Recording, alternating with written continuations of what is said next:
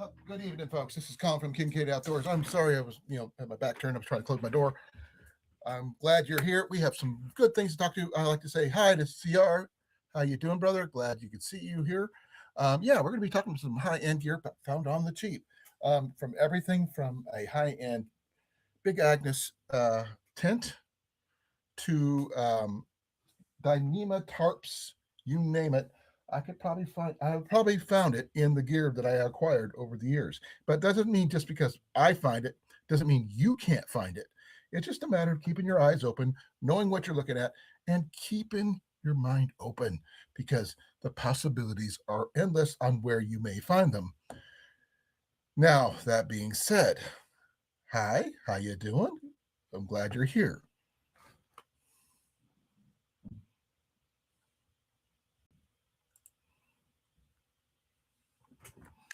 I really hope you have your beverage of choice. Mine's not Paulinger, folks.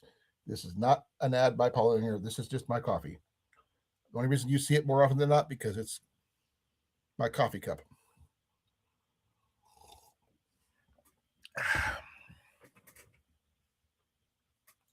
Now, high end doesn't necessarily always have to be something super expensive, but it doesn't hurt.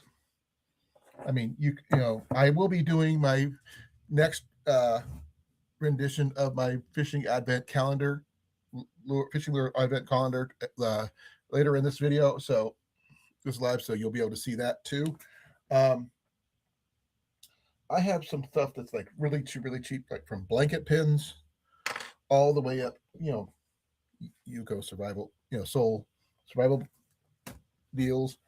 Let's see what's another one. MSR Alpine nesting pots. Here's the other pot. I just didn't have it in there right now, and things like that. So these right here on the cheap, just keeping your eye on. You're Solo here. Are you Han Solo? Is that who you are there, CR? Well, we're going to hopefully we can get some more people in here. We don't know yet. So I have a bunch of gear that I could show you and teach you if you're interested on how to acquire gear on the cheap, but you just got to know when and where to look. I mean, everything from you find really decent, reliable gear on the cheap through seasonal ads, not just in person, but online as well, using online promotional items. Let's see here. That one probably won't happen, but I do have things like I found DeWalt impact drivers and things like that, but that's not neither here nor there. But I do have a really nice Coyote Kelty backpack right here. Now Ian's got a REI backpack in there. Things like that found less than $10 or less than $20 tops. You never know where you're going to find them. But just because you're Han Solo there, CR, does not make me Chewbacca or C-3PO or even, especially not, I'm not Princess Leia. So I'm too fussy for that. And nor am I an Ewok. Now, high end doesn't always mean cheap. It could be inexpensive. Now, I have something that cost me $75.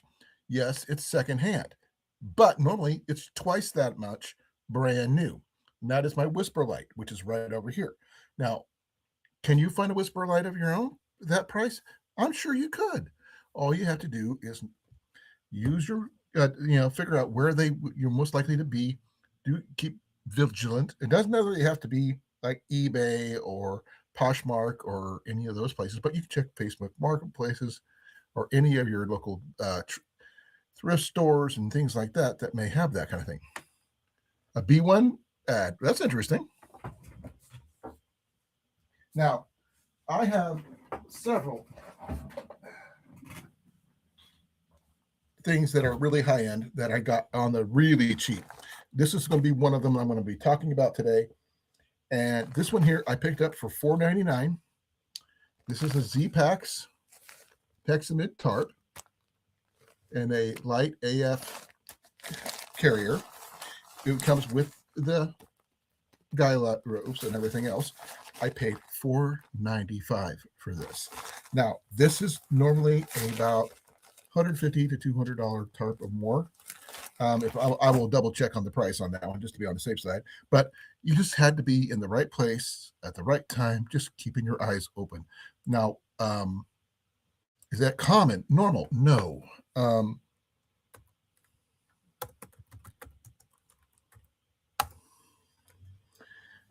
Now, I'm not sure if this is the pocket tarp or just what exactly it is, but it is. I have not. It's been in the package since I bought it a while back. So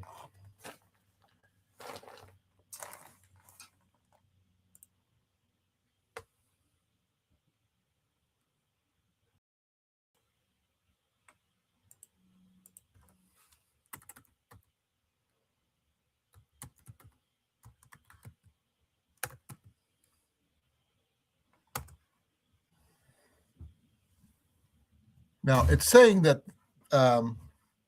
this is probably the. I'm not sure if this is the pocket tarp or just a regular bargain one, but even then, this is running about $341 off the rack, off the site. But this thing weighs next to nothing. This is like 5.5 ounces. And for anybody who does backpacking or bushcraft, you know that having a tarp for cover is essential.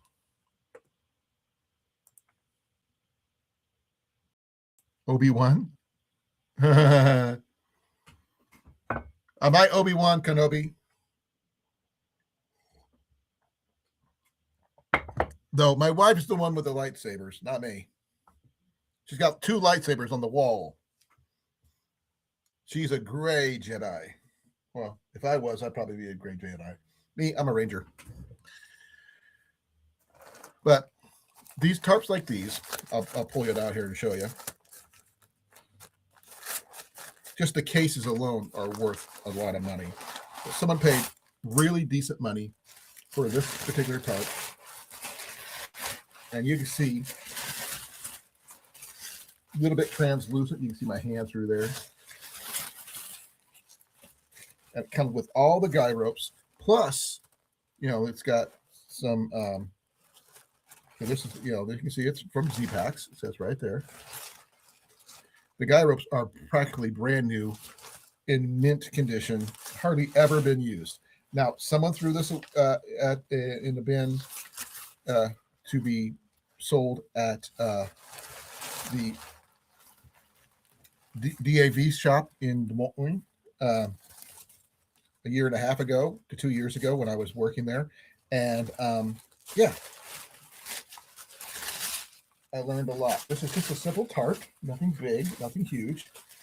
I mean, it'd be great for if you're doing a little cowboy camp setup, whatever, where you want to make sure you get yourself some cover, that kind of thing.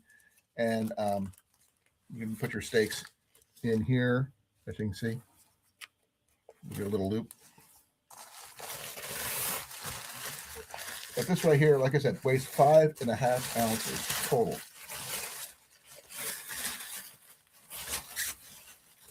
No holes, no rips, no tears.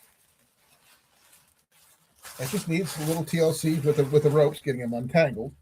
But yeah, there's where you can hook them up and you can attach them to the trees or the ground, depending on where you're at. Use your trekking poles in the certain spots on the inside, so you can prop them up and protect yourself from worrying about. I believe it's this way, because all the ropes and guy ropes are on this side with the outside here. And you got 2 trekking poles, and then you get yourself a 1 ply. Yep, definitely got yellow cordage. Now, the size of it, if you give me a moment here, I had no clue about, because the cordage kind of is interfering with that, I'm sorry to say. And it may take a little bit of a effort on my part to detangle all this. This is worse than trying to untangle my hair after a long night of doing stuff, and it was up in the braid and get caught up in my hat and stuff like that. But I would say that this one's the one being held up with your trekking poles. That way you can have, like, it's a trekking pole tarp. Now, I don't know. You give me a moment here. Yeah, that's what it looks like. It looks like a bar pocket tarp. And this one here is like a spruce green. Let me see what the size here is. So I can give you an exact information here. Yeah, it's 159 grams or 5.5 ounces. No ground sheet. This one here is the olive spruce green. And see here. You can add a ground sheet if you want to, but there's not one that comes with it. So it's like a single pole, trekking pole tent. You just prop it up, prop it out, and guy it out. And then you will be able to, well, here, I'll show you the picture if you give me a moment here.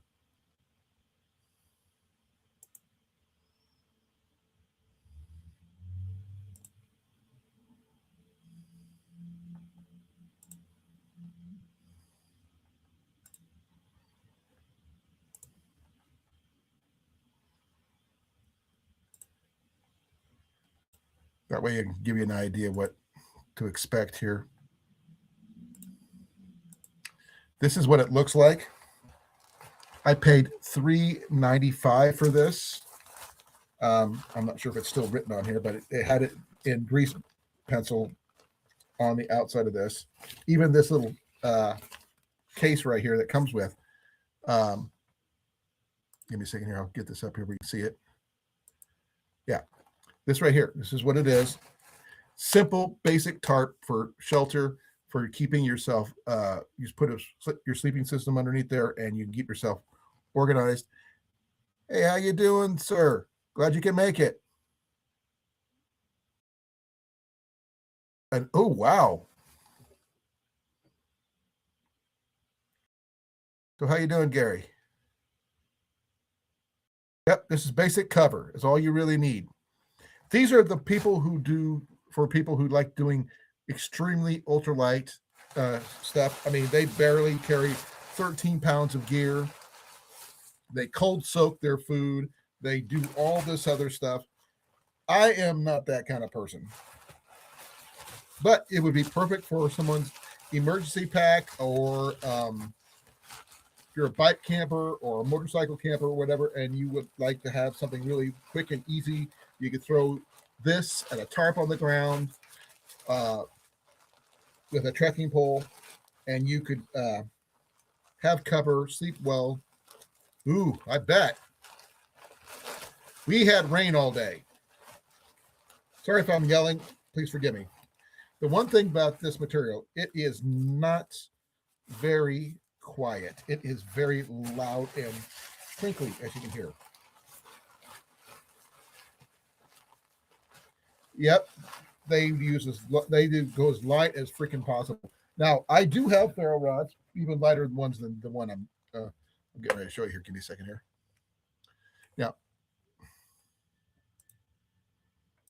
Now I do have ferro rods like this one or smaller, but this one here is just a simple trekking pole tarp setup, single pole.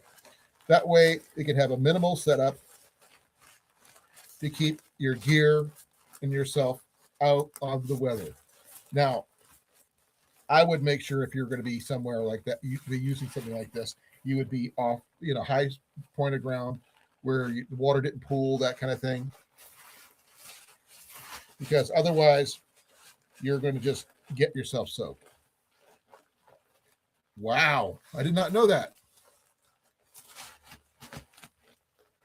Keep warm there. Okay, cool there, I should say.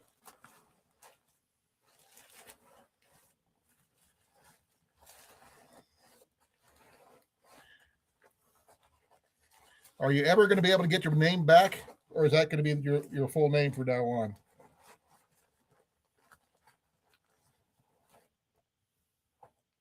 Because you're reminding me of like the old ham radio operators with that one. Now, this is not the only style of this one. Like I said, this one's like $300+ just for that tiny little thing. Now,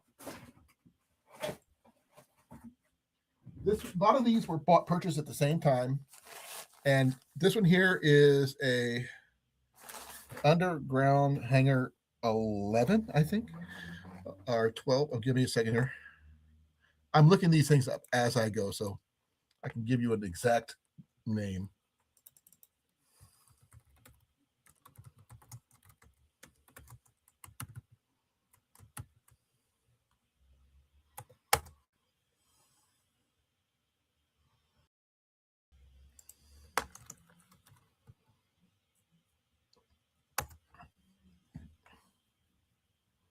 This is from GQ Outdoors products. UGQ Outdoor LLC. This is the hanger system. They come in different colors and things like that. This one's like a quick and easy $174 tarp system. This is the hanger. This one's the hanger 12. Is what they're showing here. Please forgive me. I will show you that here in a second here.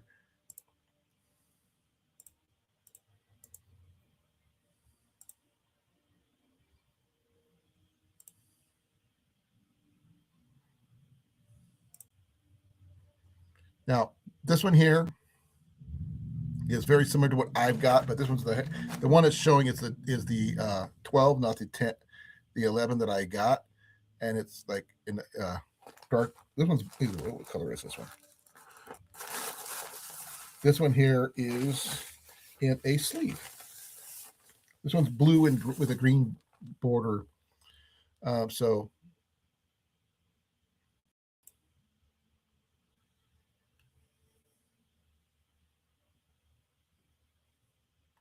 and it's got, oh man, what are these?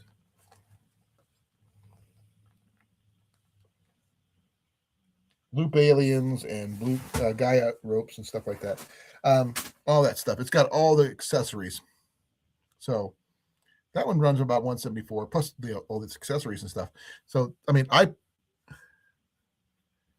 okay, I get it. My dad had one of those, which is why if you didn't recognize why I call my Tuesday coffee break that is actually because it's reminiscent of the old CB radio coffee breaks, if you remember those. So that's why I call them that. Now, the tarp system that I just showed you, and this one here on the screen. Give me a second here. Give me a second. This one here, like I said, is the underground hanger 2 or 11. The one that's on the screen I was showing you was the 12, and this one here is blue and green, blue with a green border. So, and it's got a loop alien, a tensioner, and nylon ropes. And they're all, and it comes with this little sleeve here to hold everything, tarp sleeve. And yeah. And again, this thing also came in a Light AF case. And these right here allow you to hook it up and slide it out and set it up as a ridgeline tarp in about 10 minutes tops, if not faster than that. And everything just stays attached. You just attach these to this one tree, attach the other end to another tree, slide it off, guy it out, and you're done. So, and this one here also cost me the exact same price as the other one, even though this one has some accessories that the other one didn't have. But they're all rounding around the same price. Now, is that common for me to find stuff like this? Not really, but I happened to get there at the right time of year, or I actually been working there at the time, which really helped. I had some really awesome people helping me look at for things, and they knew what I was looking for. That's also where I found my Kelty backpack as well. Ian also has a couple other items that he has, including his cowboy uh, uh, canvas cowboy camp type setup gear that I picked up for him for $15, and that itself is a heavy piece of outdoor equipment that's for extreme cold weather. Now, some gear, like my Alpine setup, I picked up as a set in another location called Collectomania. Now, I love going to secondhand shops and thrift shops, as you already know. And, you never know what you're going to find because I keep my eyes open. I look around and see what there is to see. I'm not familiar with that one. Is that A1 call or is that a AI call?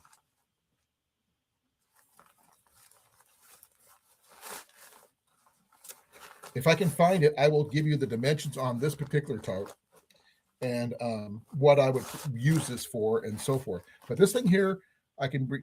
I should go out and get my scale so I can weigh it for you. But it weighs less than 2 pounds tops, and that would be somebody's shelter system. That's it. AI call. Okay, I'm not familiar with that one, but I'm gonna look at that one up just because. Why not? Um,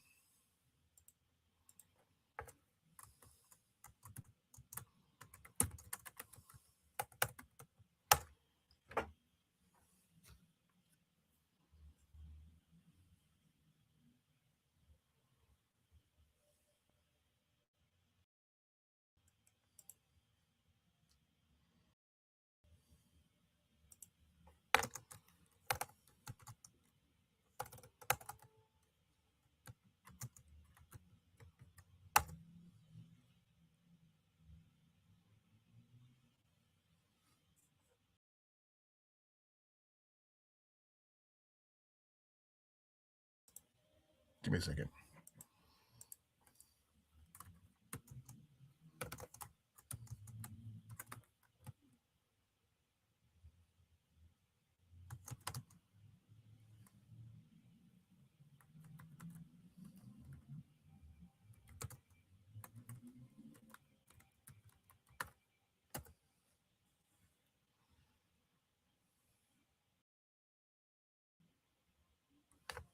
Sorry, I'm trying to find it because I keep on getting.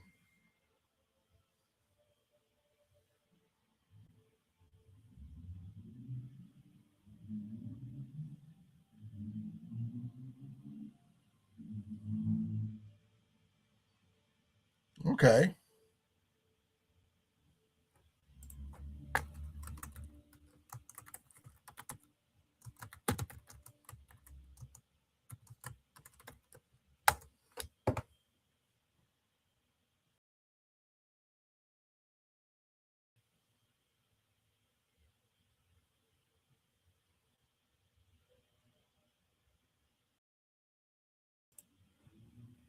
It's on Amazon. Okay, I'm gonna have to look that one up.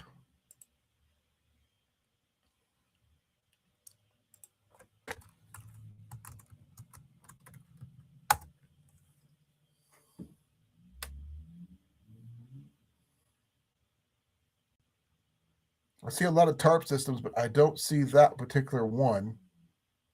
It may not be available anymore.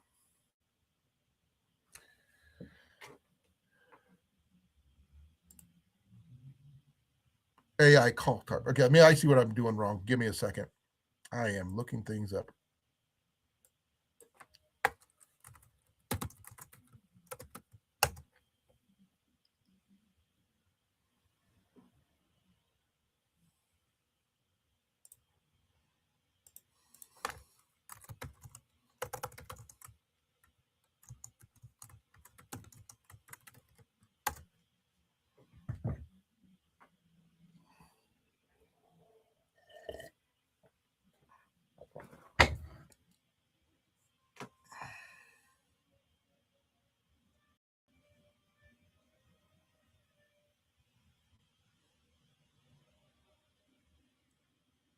Is that a emergency roofing tarp?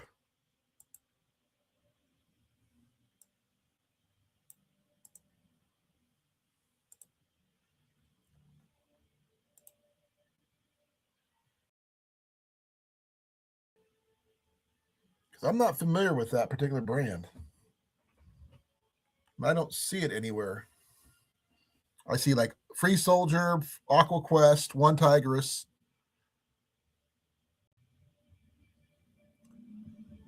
another Free Soldier, Sun Vigor,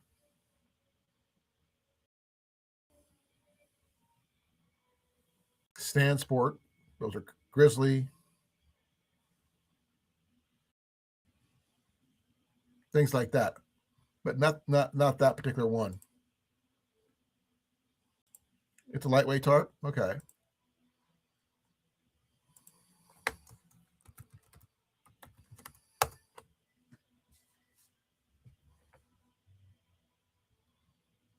There's a Cloth Nature Calico.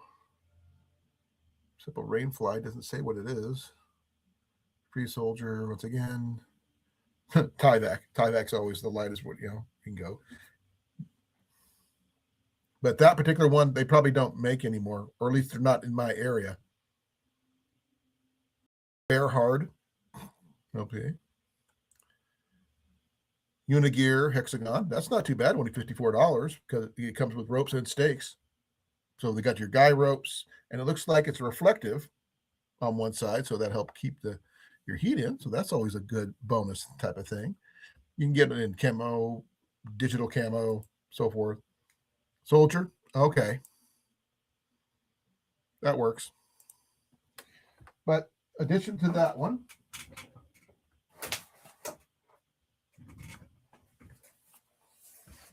I got another one.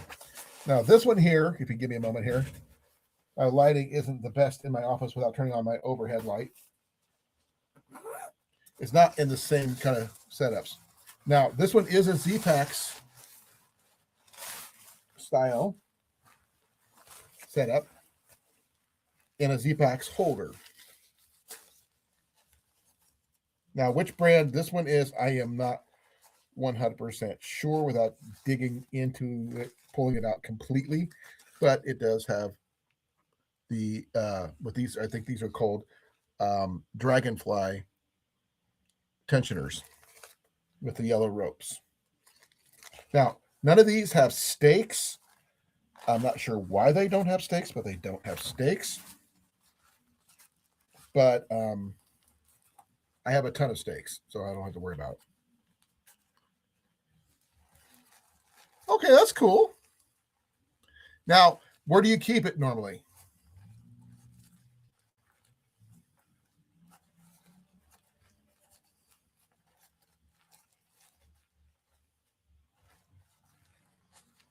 Me, I have my gear. I switch it out as I need it.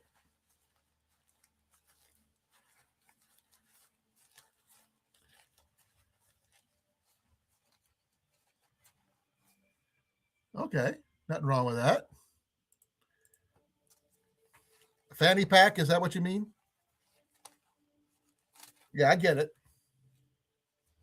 I got my normal everyday scout bag in my backpack that I use for bushcraft and my get home bag.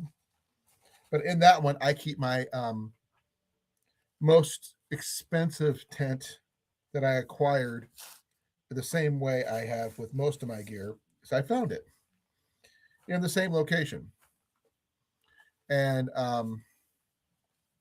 that is my Big Agnes Copper Spur UL2 with footprint. I forgot to grab the stakes at the time, but I do have a ton of extra stakes, which I take it with it just in case.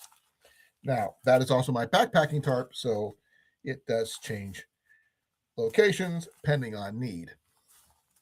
Now, I also have some military tents that I acquired around the same time, which is my Light Fighter One Light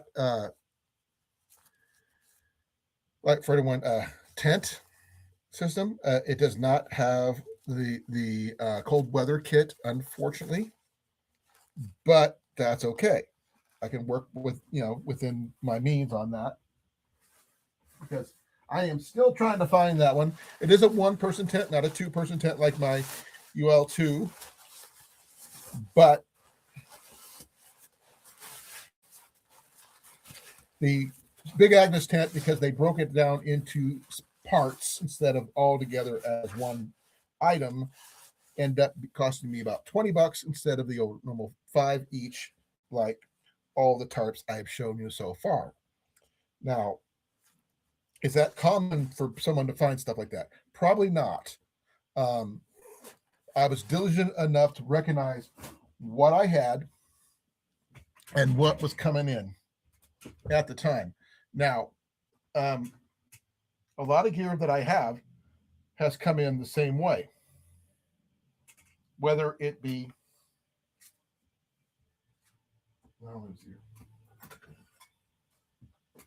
something like this.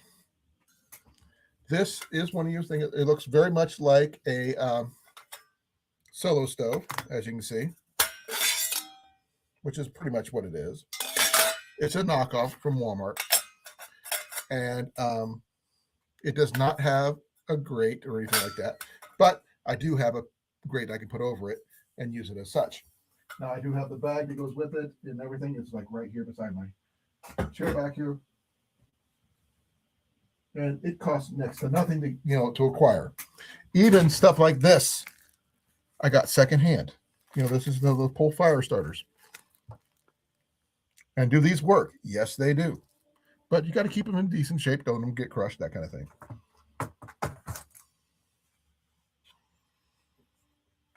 You can find gear everywhere. Long as you keep your eyes open, be diligent. That's the big thing.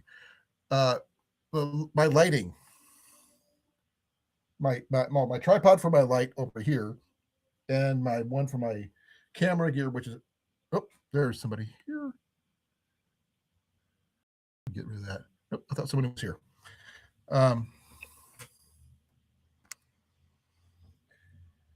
But you can just find it pretty much anywhere as long as you keep your eyes open, because as this saying goes, knowing is half the battle. Yep, exactly. You did. And that kind of thing, because you knew what you were looking at when you saw it. And when you find it, do not hesitate. Do not think twice. Pick it up if you have the money, if you can. I lost out on 2 really freaking nice pack systems earlier this week because I didn't have the money. Correction, I had the money, but that money was allocated for other things, so I could not just say, no, I can't do that. So they had 2 really nice GP large pack systems with the carbon fiber frames. One with the BDU style extra large Alice pack, and the other one was the digital camo thing. And we found out later that a guy came in, bought all the military stuff, and was going to sell it online for over $1,000. Just that's all he would bought it for. He did not buy to use; he bought to sell. And I really don't like people who do that. I mean, yes, I do sell some stuff, but only if I need to, not because I want to.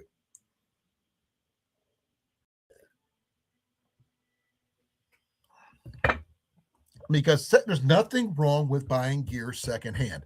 If you can find it, be happy with it. Be useful. I mean, like I said, this kit right here, Alpine, found this, the secondary pot, and a kettle, which is in my backpack way down here, all in one, plus some extra gear in it, for $7.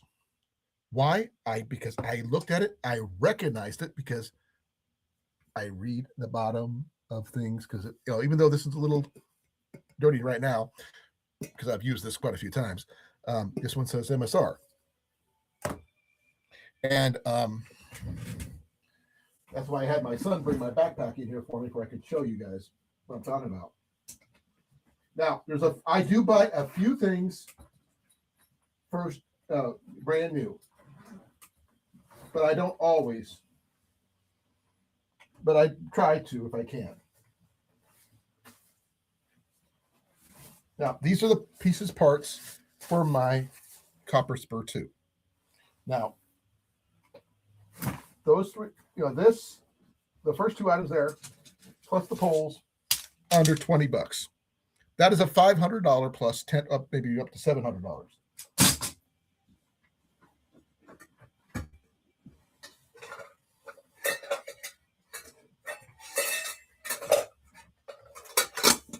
This kettle right here, they actually have a name for this one because this is not your standard kettle. It doesn't have the spout like you normally do. It's got the little slit instead. Now, I did see somewhere, give me a second here.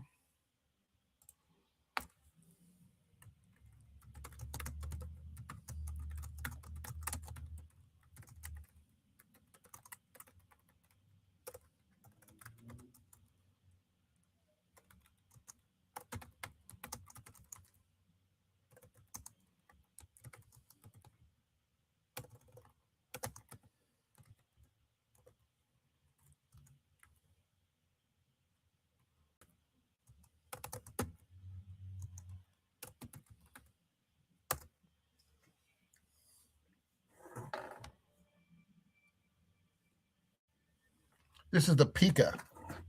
It's called a Pica. So this is, the MSR Pica. And as you can see, it says Mountain Safety Research on the lid. Now, this was inside this one. I found all in one. It had, with what I have still, which is like it had a, Scotch-Brite pad, and it had the pot grippers, which is in this one here.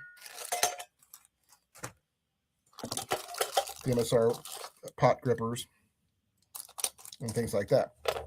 Now, is everybody going to be able to find stuff like that on the average? No, but I got extremely lucky. That's all I can say. And that was one of the first pieces of kit I ever found. Yep, nothing wrong with what you found there, CR. I commend you 100%. Way to go. Myself, I don't look at knives that much, but I do my best to find stuff like that. Now, kit does not also mean outdoor kit. You could find indoor kit, such as this right here, $5. Secondhand store, antique store, highly functional. Use these multiple times, especially in bad weather. I've got the oil downstairs, which I use to keep my house lit up when power goes out. Free power, pretty much. I did. I tend to do that a lot, apparently. Now, here's another item that I acquired really on the cheap. Give me a second. Oh, frack.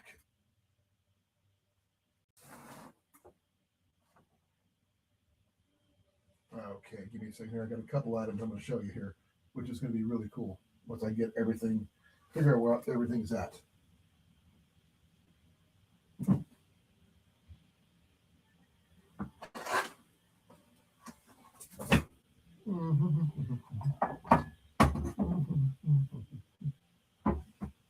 Where did I put it?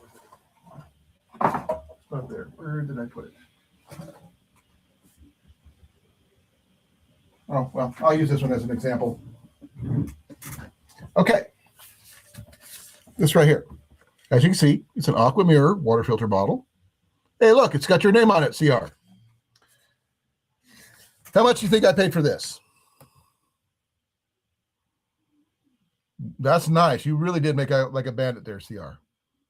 Look, see, this is a CR model right there. See? How much do you think this cost? You guys tell me what it is. What do you think? That's what it is. Brand new in the container. Never been out of the container, as you can see. $5. Not bad. Not bad. Really, really close. $4.99. $4.90. This was at Goodwill. This has never been used. Aqua Mirror, high-end water filtration for less than $5. reusable. This one here, how much is it filter here? Sorry, let me double check. 100 gallons. This can do 100 gallons of water with the filter that it has. With you get the replacement filter, probably even more so. And for $5, I can filter 100 gallons, and that's for one person a day. That's not bad. That's good for like 50 days for me. What do you think?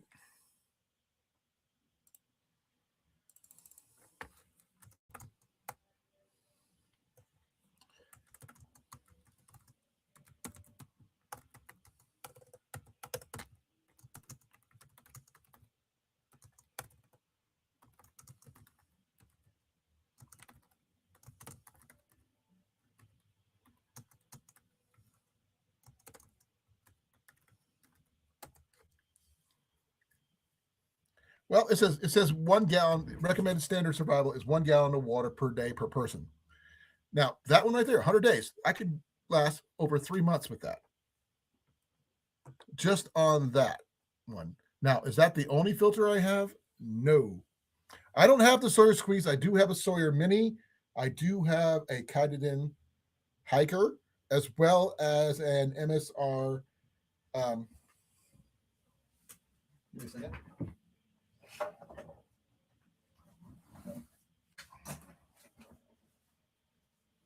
I have a lot of MSR gear, so bear with me here. A lot of my gear is cross between MSR and Big Agnes.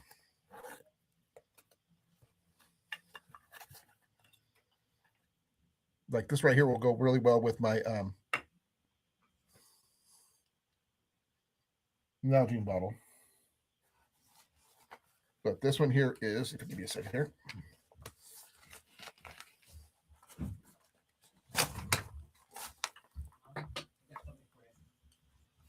This one is, give me a second. I'm trying to read it because it's hard to read in the back.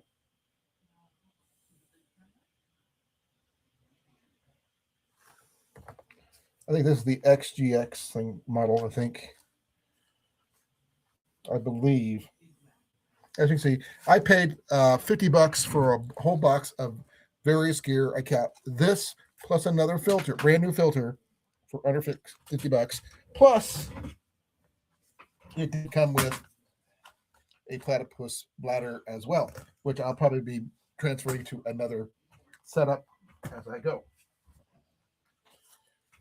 But yeah, it just depends on where you look. I know what a Sawyer Squeeze is. I just don't have one of those. Yeah, that's the Microsoft Works EX is what I got, as you can see. Now, like I said, I got this with a bunch of other gear for $50. And I can't really beat the price of all this. But the only problem is I can't camp a backpack with this. It's just way too heavy. Now, do I have lighter gear? I got my Mini. But the Mini is not as efficient for water output as the Squeeze is. And I would use the Squeeze in a water gravity fed system setup if need be. But I do have a platypus bladder, which I need to switch and add to my gear list because I forgot I had it. But this right here will allow me to filter quite a few hundreds of gallons of water. Yet there are trade-offs, CR. I have before I got all that stuff, I had the Kaiden Hiker, which I still have. And the filters are a little pricey, unfortunately. But the Sawyer Squeeze is very economical if you think about it, because you can use that as a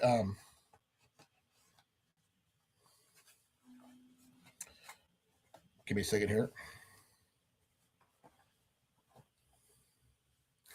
Like I said, gravity fed system, and that you can go do a lot with that. Now, just because something is a high-end style product does not necessarily mean it's going to be a high-end price. Now, this right here is a Trangia knockoff. I got this off of Temu for like maybe $5. Got to fix that seal right there to keep it back on there. But It's a little simple little alcohol stove. Now, is this perfect or ideal? No. But does it work? Oh, heck yes, it does.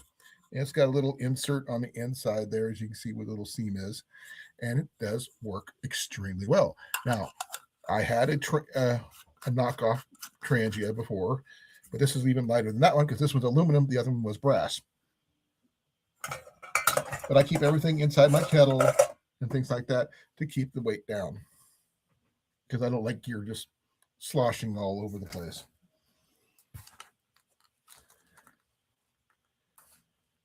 Exactly. Now you can make your own filter and everything else. There's a lot of people who do bushcraft stuff does, but if you don't have to, don't. Find clear running water, then filter. I mean, you can go quick and easy with this, but I wouldn't trust it as much because it does. This one does GRD and cryptosporidium and stuff like that, but it doesn't get all of it. And the XGX one, it has its own deals.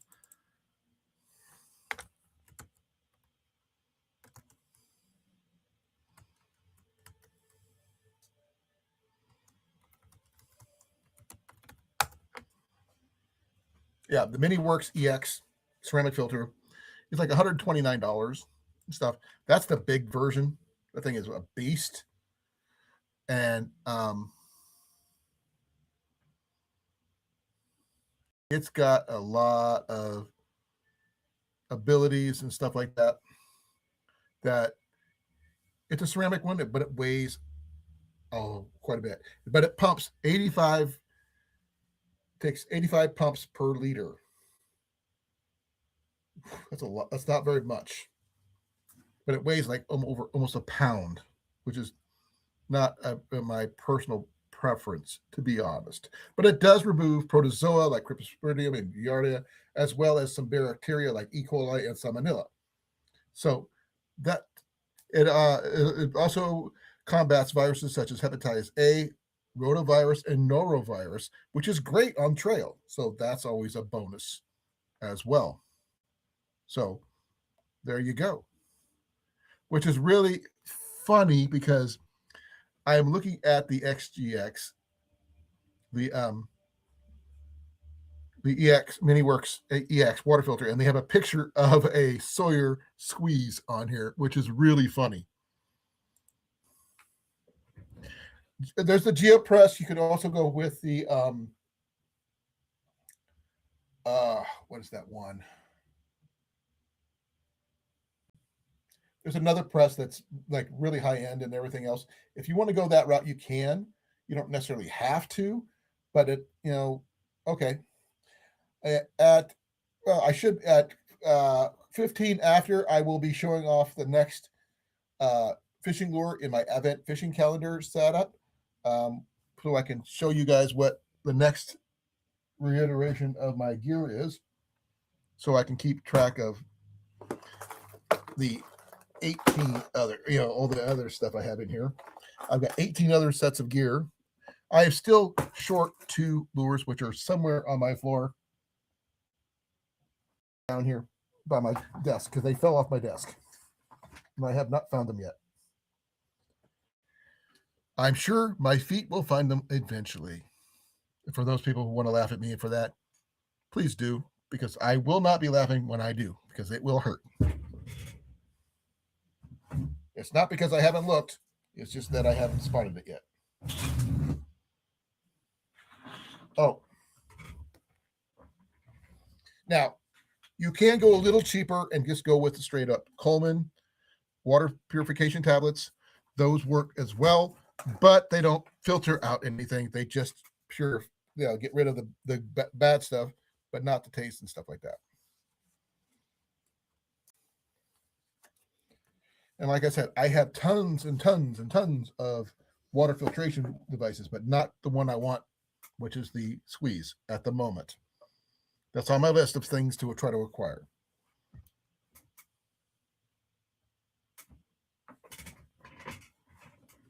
But I will say this, my Kaiden hiker is extremely lighter than the microwaves because it's just lighter. That's all I can tell you. Yeah, they do. Most filters, like water purification tablets, do. Even like things like iodine drops, if you want to go that route, and other things that will purify your water. UV sticks. I have no clue about those, so I can't answer those. But those are supposed to work very well, but I don't know because UV light's supposed to kill a lot of stuff. But I wouldn't trust it, to be fair. And I'd rather filter my water to be on the safe side.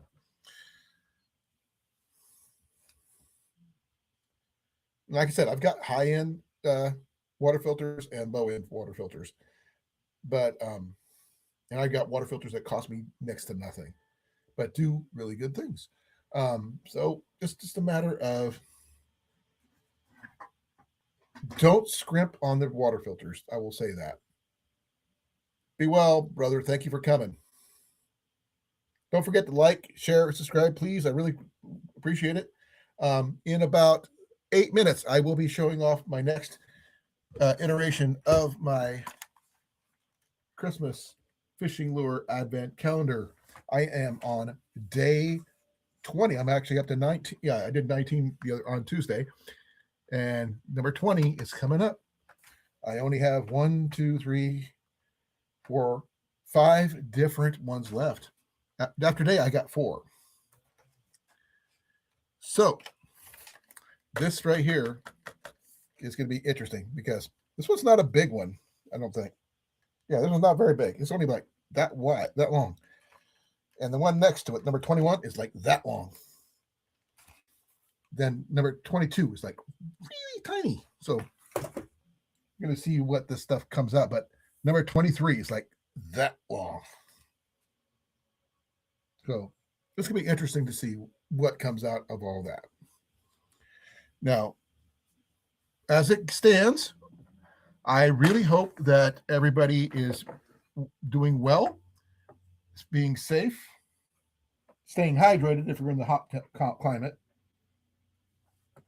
Another item you can use for your gear. Now, while I will not say high end, it is bomb proof, in my opinion. Now, this one here is the old school. I'm saying it's old school because they redesigned it. Stanley cup set, with a locking lid. Now, the new lids do not lock down because they're different. As you can see, this one does come with the cups. I got this in a box of a whole bunch of other stuff, along with some the butane canisters for my canister stove, which I don't use very often. But this right here, as you can see, it's got all the increments in it. This thing's never been used. But I paid $20 for the entire box at a yard sale here in town. Now, like I said, it does come with the lid with strainer and 2 cups. Now, for most bushcraft setups, this would be perfect. I mean, this right here, in conjunction with a little pot stand with an alcohol stove, you can do pretty much all your cooking needs and everything else. You can use it to drink your coffee. It does lock your handle down if you want it to, as you can see, it is locked tight. And all you have to do is squeeze it shut, flip it over, and I'm not sure exactly how that works, but you're supposed to be able to slide this little piece here, over your tab or something like that to hold it in place, to lock it in. But this, with a bunch of tin plates and some one of my actual stove, which I have over there, everything else, $20, and it's just a matter of keeping your eye out and talking to people. I mean, they don't make these anymore. They make a newer version of this. Outdoor Gear Review did a review about the new ones compared to the old ones. This is the old one. He likes the old one. And as I got this one after that video was made, I did not plan on it. I just sort of acquired it. Now, is that staying in my kit? Possibly it may end up in one of my kits. I'm not sure which one, because I do like that it's granulated on there. It tells you all how much is what. I mean, I drink more coffee than this, to be fair. But it is a Stanley, as you can see. One of the few Stanley items I have, with exception. Let me see here. If this is what I think it is.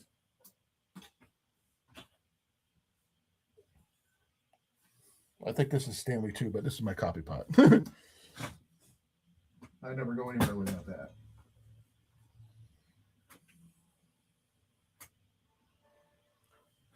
Well, it does. Does the lid still lock down, Dan?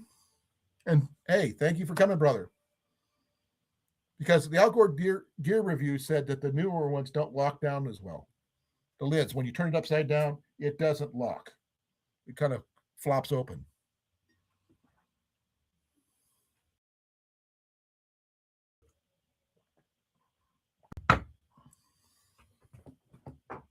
So I'm just going by what Luke said.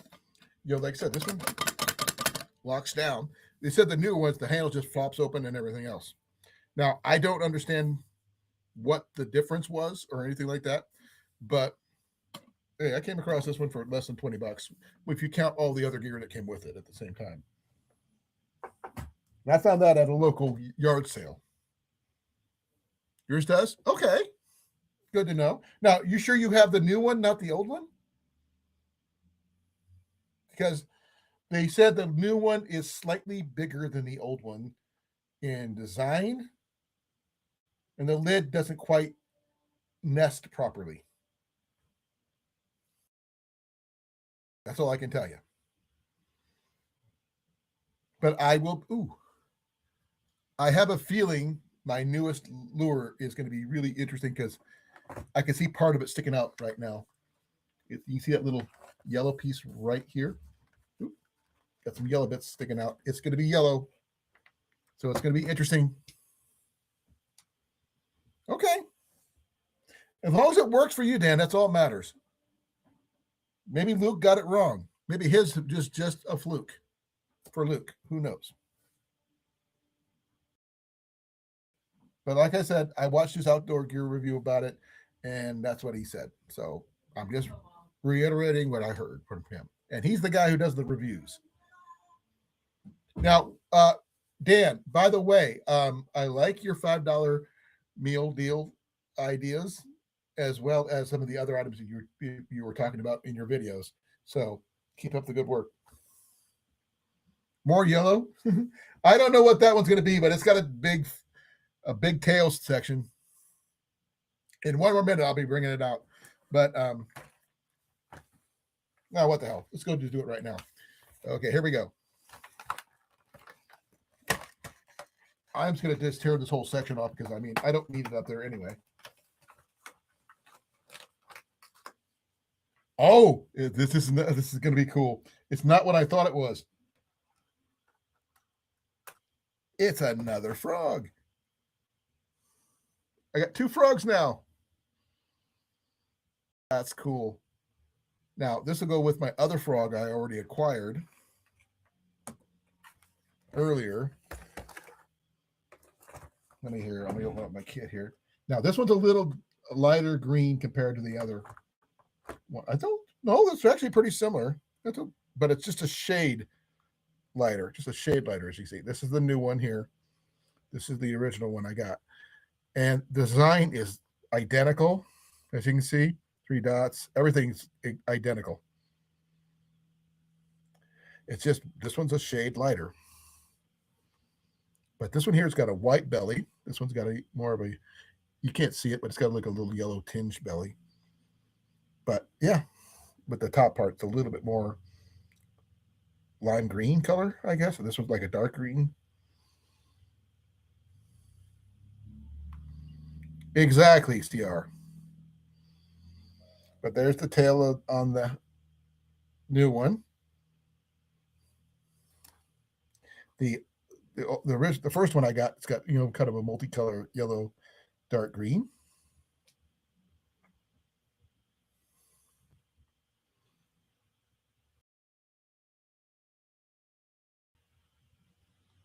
I seen that.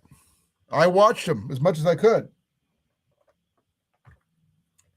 I do plan on showing you my version of a $5 meal that I know of. I mean, it was not meant for backpacking or bushcraft or anything like that. It's just something I created when I was in the service because I was broke. Yes, you heard me right. I was broke. It was in between paydays, and I had to make something to eat. And I was, $5 is what I had, so I made come up with this meal. But I've got one I will show you in a bit. Not today, but a bit. But I have thus 20 different lures that I've got so far and counting. Sorry, I got to close this before I lose them all. To be completely fair and open to you guys, I do have two of my lures missing at this particular point in time because they fell on my floor and I have not been able to isolate them somewhere in the debris. But yeah, I do plan on taking this sticker off as soon as I figure out how to do that without leaving residue or to make it easier to see. But I am going to be doing a video on each of these video lures as I get a chance to use them for this style of lure they're supposed to be catching fish wise. So I'm going to do a search for the style of lures of each one of these, what they're best used for, and try to use them for that particular fish. Now, is that going to be a ideal situation for me? No, because I can't walk very far right now. But I do plan on traveling a bit if I have to get to some places that do have the fish I need. Because if it's for like a muskie or a pike or something like that, I don't have any in my local area. Now, trout, I can probably do because I know a couple places that need trout. I would have to purchase my appropriate licensing for that purpose, but I will do that when I get to that particular one. Just one trout lure that I have. All right, that's better. That way you guys can see this here. That's what I've got for this purpose. Now, I did purchase this for $2 and some change. That way I keep track of all these fishing lures. But that's what I've got so far. It came off clean, CR. So I'm good. Really? Any particular brand should I know about or what? Because I mean, I'm a big fan of Olites. The little Olite that I have that I carry every day is one of my favorites. I got the first one I ever got was from Cliff, but I lost that one, replaced it, found it again, misplaced both of those, bought another one, found all three, and I've been keeping all three.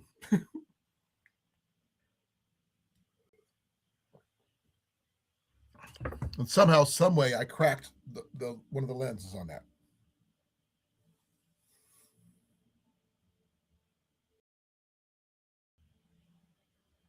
Also, what kind of water filter do you prefer to use, Dan? I'm just kind of curious.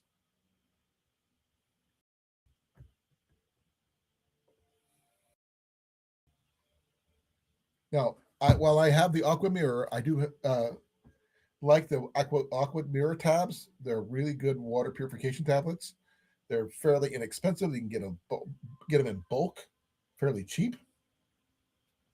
Now, would that be the one thing I use? No. I would use those in conjunction with my water filters to be on the safe side, but you never know. Tap,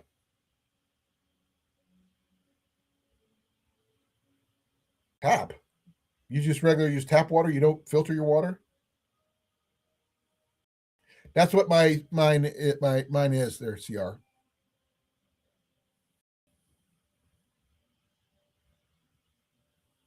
The one I use is give me a second here.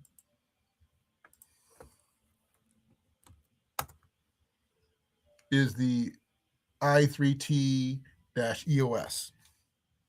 from Olight.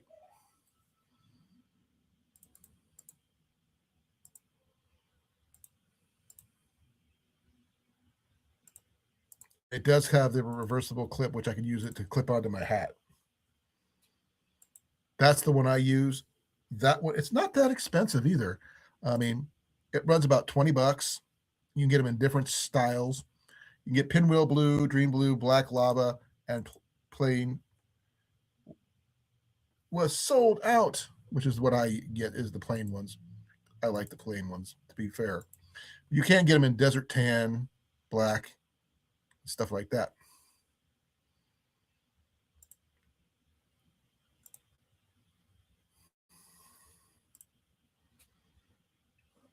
But I love the fact that I can keep it in my pocket, use it like a normal flashlight, or clip it to my hat, use it as a headlamp, hang it from something if I need to.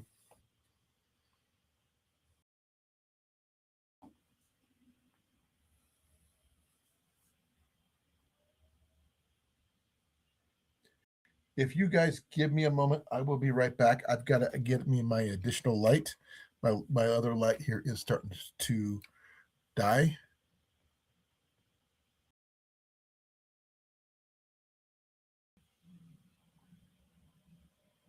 Got all those rust, chlorine, etc., mineral fortified. I'll be right back. Let me get that. Show you. Oh man, my knee is not too hot.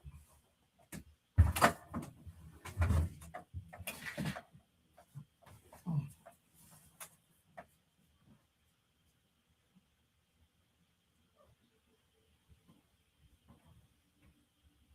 you watching, Bob?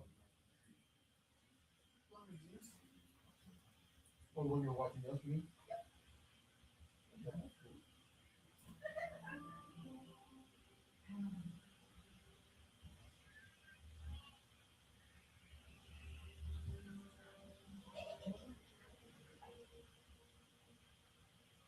You do? Bridges? Turn on? What's you? You do that. I know that. What does you do? Oh, you not gone yet?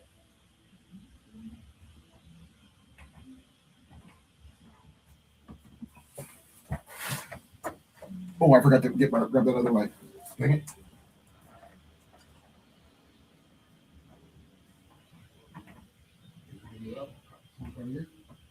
Gotta find my other light. Light. The one with like a light bulb. I was trying to charge it the other day and I can't find it now.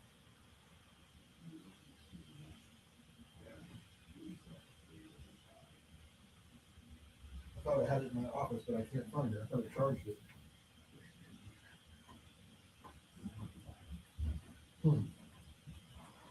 Well, it looks like I'm not going to be able to find that one because I'm not sure where I put that one. So I may have to do my overhead light on here in a bit.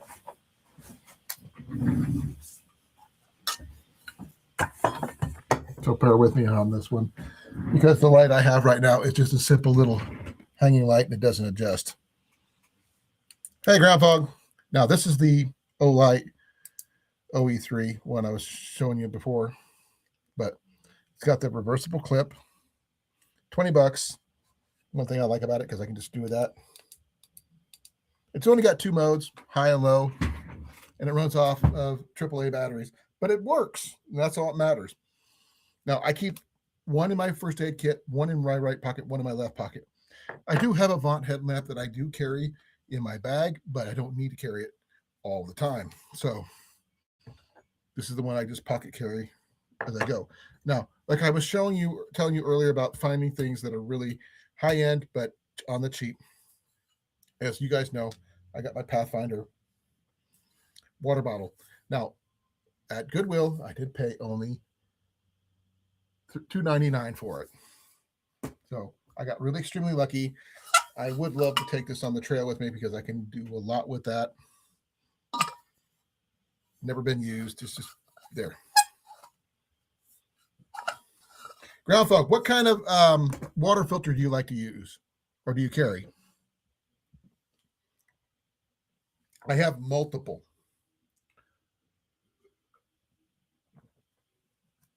I do need to. I mean, I got some high end stuff, but they're heavy.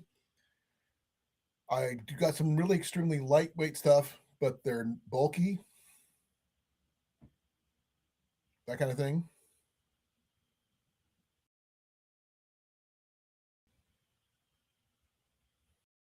Oh, that's cool, CR. Because right now, all I got was this light right here, but it gets a little bright from my right eye, and I don't want to get a headache. I did have two of these, but one of them died recently, so there's nothing I can do about it.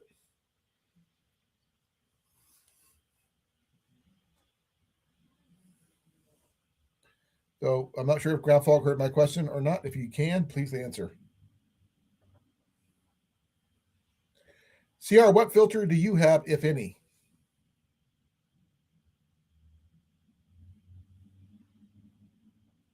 I carry like with my bag I got down here, which is my get home bag. I carry the Sawyer Mini, which I may add with one of these just because why not? It would work really well with that and be able to get my water on type of thing. Sorry, my shoulder's acting up. And then, by the way, the link is in the chat. If you want to come up, you're more than welcome to. I don't know where some Jason is because usually he's here by now.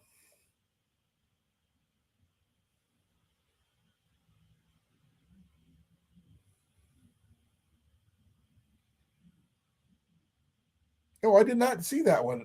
You have the link to that video there, CR? And there's nothing wrong with filtering your rainwater.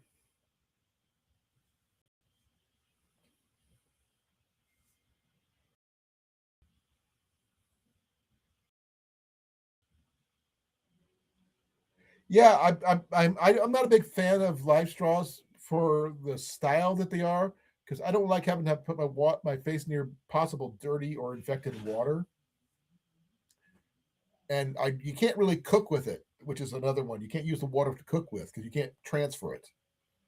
So now that they do, I know the newer systems can do that now as a gravity feed system or a squeeze system, but I will probably end up sticking with.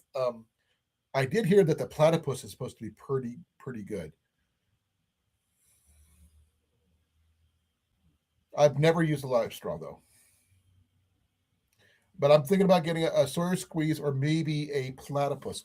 I've heard about some good things about the platypus versions, but on average, the Sawyer squeeze seems to win out overall.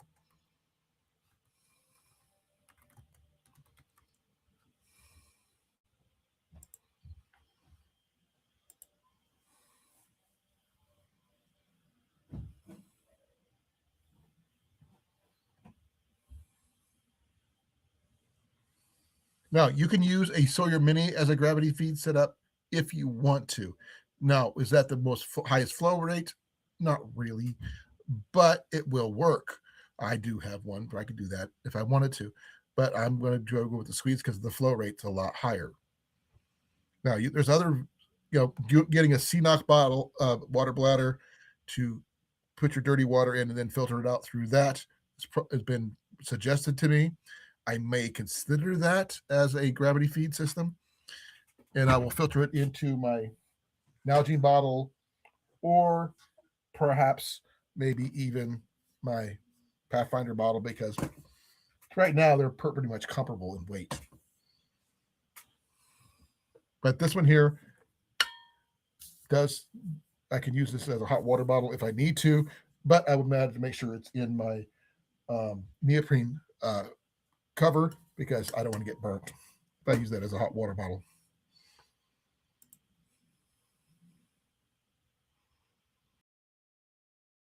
That makes sense.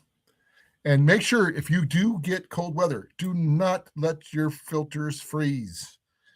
More people get sick because they accidentally get their filters freeze, and then the microfibers that are in there that filter that allow the water to be filtered shatter or split or whatever, and causes all sorts of havoc. And it'll cause whole sorts of havoc on your innards, and you don't want that. I don't want that to happen to you either. I don't care who you are.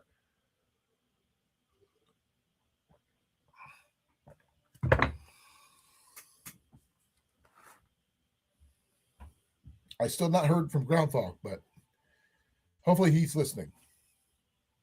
I know he has a Discord channel about survival and stuff like that, so hopefully he has a link or something to his Discord about that particular topic, because not everybody practices the practical side of filtration.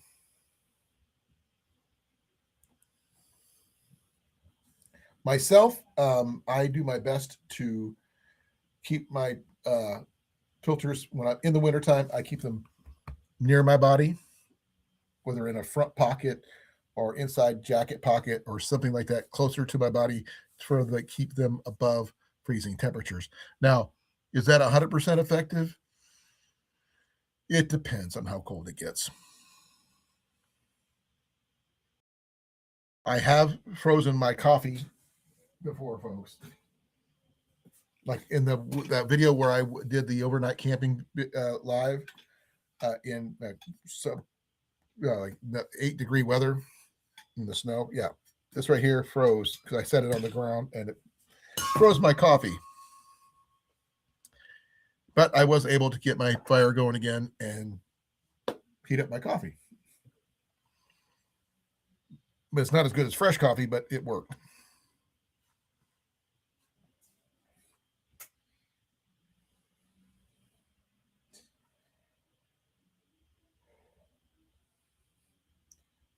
Dan, do you have any advice? Because I mean, when you guys were doing your live, I saw the stuff that you guys were making in your meals and such.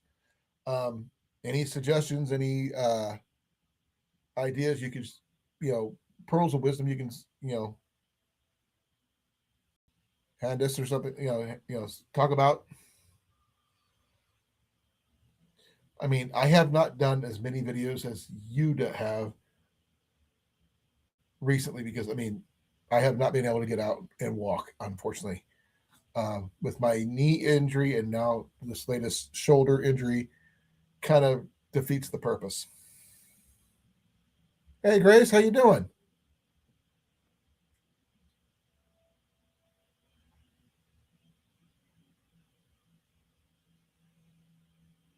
Yeah. For anything for the any, I mean, you got a lot of different skills sets there, brother. That's all I know. But Grace, thank you for letting me know because I did not know they came with a CNOC bag because I was thinking about buying one. I mean, I was looking on Amazon and I saw those. They got a CNOC bag that looks really interesting for about 25 bucks.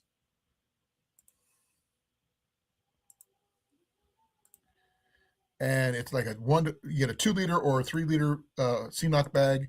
And I, to be fair, have not really done much with a CNOC bag. I mean, I've got platypus bladders, See, I've got platypus, but I don't have the CNOCs are a newer generation.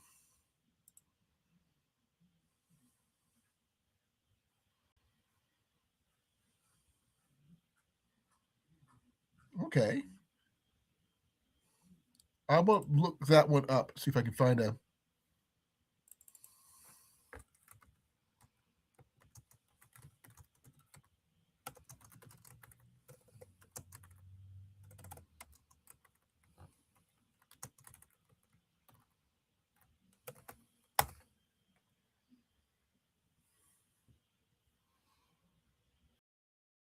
I do see the premium bladder with a Sawyer squeeze, but it looks like I'm not sure if it's a squeeze or is it a yeah, it's a Sawyer squeeze for like $55 for the 2 liter premium bladder.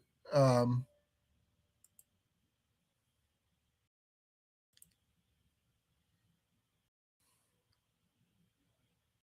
Depending on which bladder you get, mind you, $60 for the premium bottle, but I'd probably end up going with the bladder before the gravity feed system. For $55, that's not a bad deal, especially for about 100,000 gallons or so. Yeah,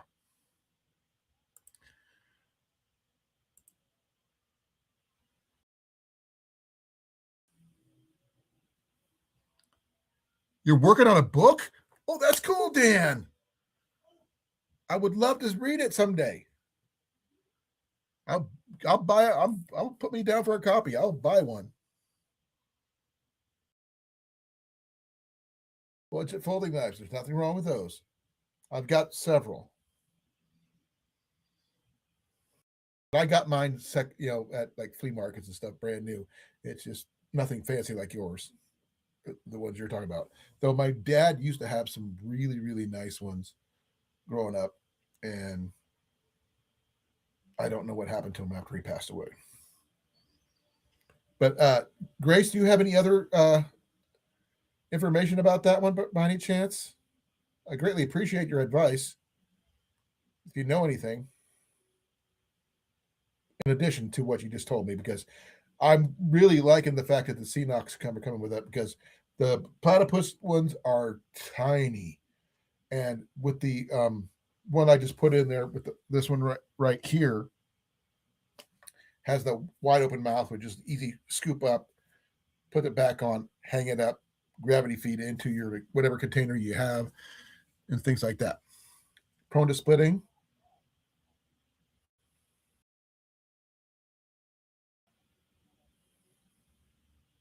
Is that where you back flush the Sawyer? Because you got to do that on a regular basis. I do know that. That's what the syringe is for. Because I do have the syringe and stuff for my Sawyer Mini for back flushing.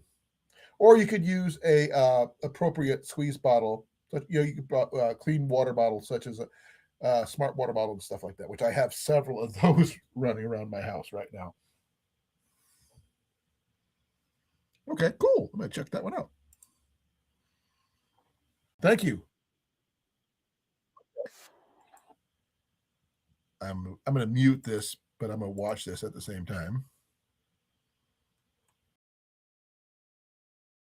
But I have watched Miyagi on the trail quite a bit. He's actually, I think he's done some stuff here in Iowa too. He's been all over the place.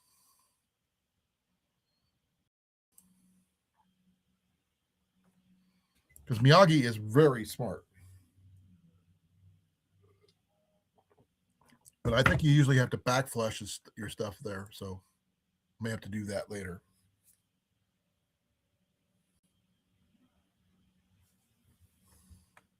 And this one came out when? 3 years ago. Okay. Uh, Miyagi on the Trail, the link that Grace showed.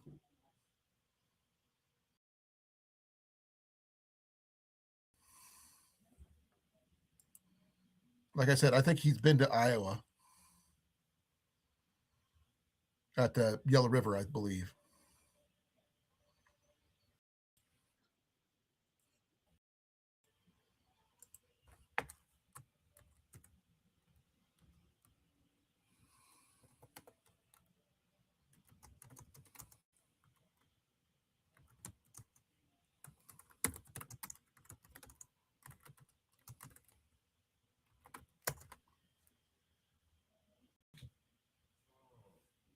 Yep.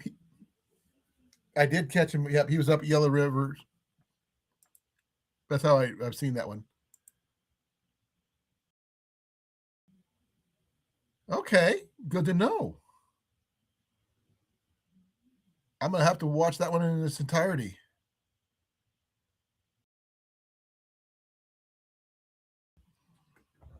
Like I said, I do not have a squeeze, unfortunately. That is one on my list. The hollow fiber membrane stuff. Yeah, you don't want to get that. Make sure that one gets back flushed regularly. I love his animation on this one, though.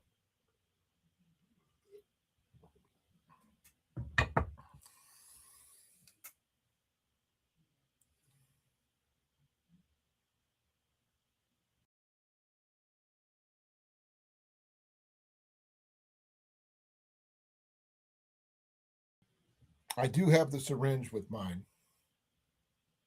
but I don't know. I haven't had a chance to need it yet.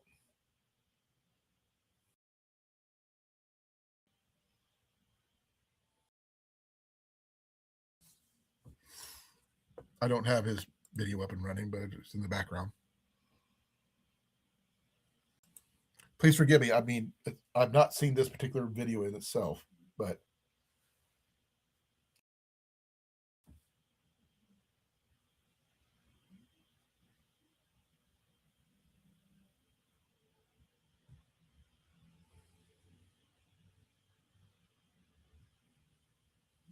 now I don't think I have the cleaning coupling that he's showing off in the video, but I've got the other stuff.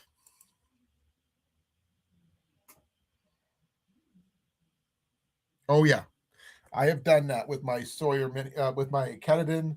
I have not used my MicroWorks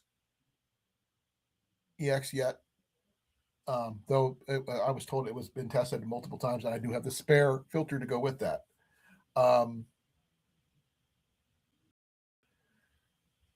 And I still, I do have other filters such as, like my Aqua Mirror one here and things like that. But that one there is more of a car camping situation, not so much of that.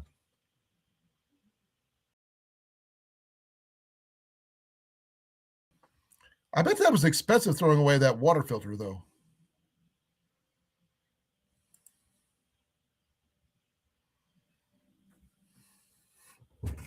Now I do have I just got the little squeeze bag, but I got the platypus. It's like the biggest bag I have at the moment.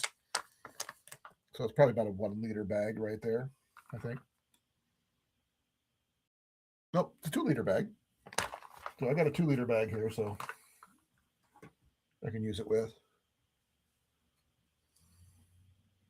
Wow. If I was always so organized.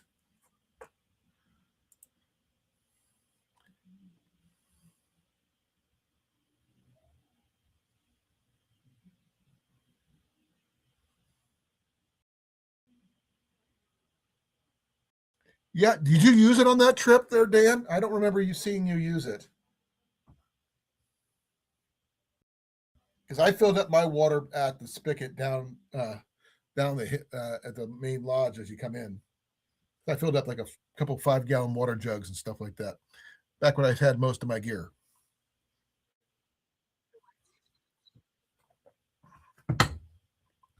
You don't say. I suppose I'll join. How you doing, sir? Tired. Well, that's a given for you.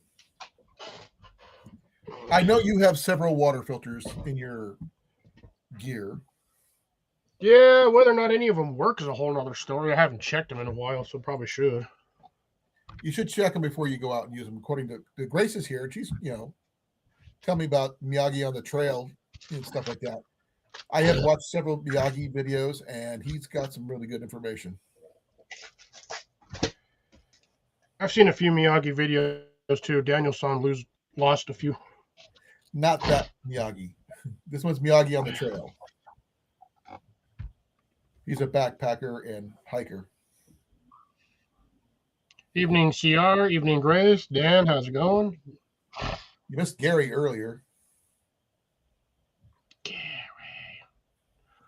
I could pester him right now if we wanted to. Belt loop? Yeah, I could go pester him right now if I want to. He's on another live, probably. Yeah, he's over there on Matt's live. Probably. Because they're getting ready odd. for Matt doesn't normally go live on Thursdays, but... Well, I knew he was. He told me he was.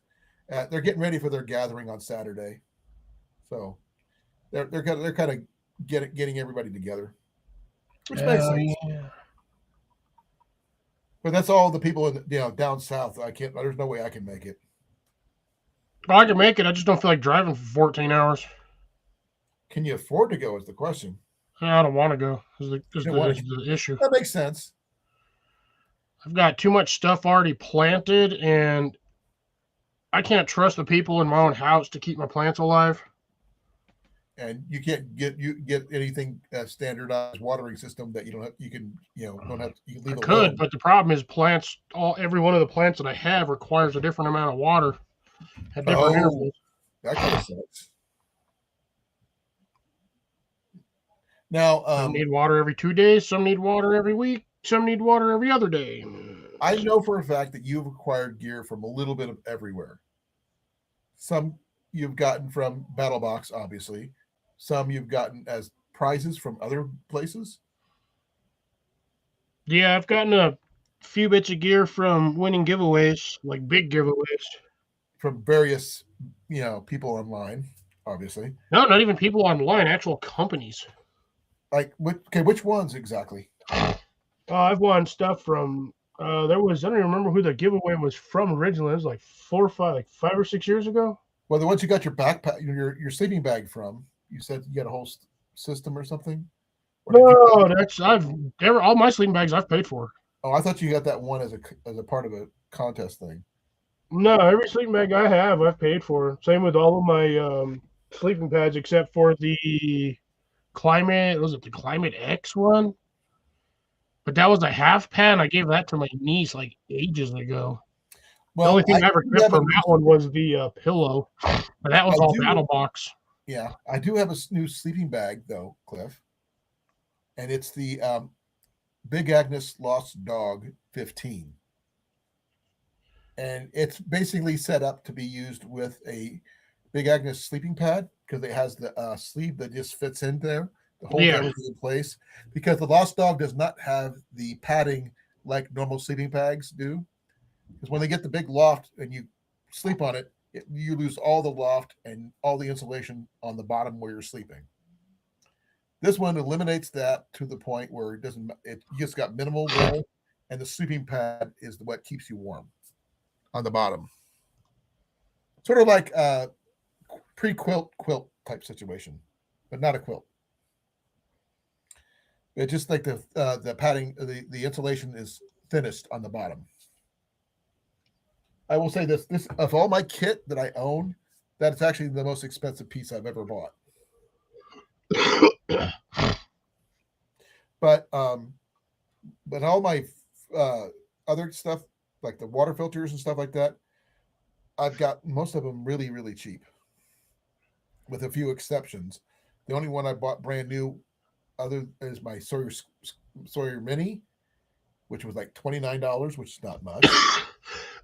And sorry. my cut it in hiker, which is like $55. And you got the same one I do basically. Just a different style, just a different name. Same design, just different name. But then I got the Mini Works EX from MSR, which I picked up in a big box of gear for $50. So this comes here and there. I found out that I had a platypus water bladder in there and I didn't know about.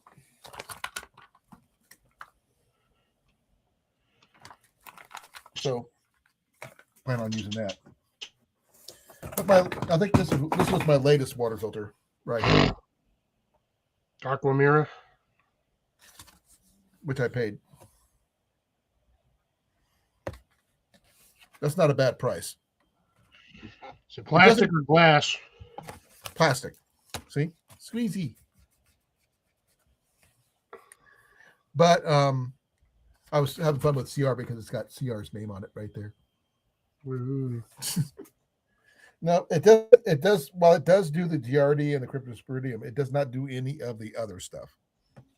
Well, yeah, it's not going to. It's just a water filter. You're not filtering chemicals. No, it doesn't do the bacteria stuff. like the norovirus and the rotavirus and stuff like that. Oh yeah, you have to have that 0.01 micron or 0.05 micron filter for that stuff. That's what my my MSR filter does do that. My Kytogen, I don't know if it does or not. I have to do some checking. It's the If same it's as a yours. charcoal activated, if it's the charcoal filter, then yes. If it's not, then no. It's the regular cut. It's got the same filter you do. So what do you got? Good question. Let's find out. Oh, that ain't it.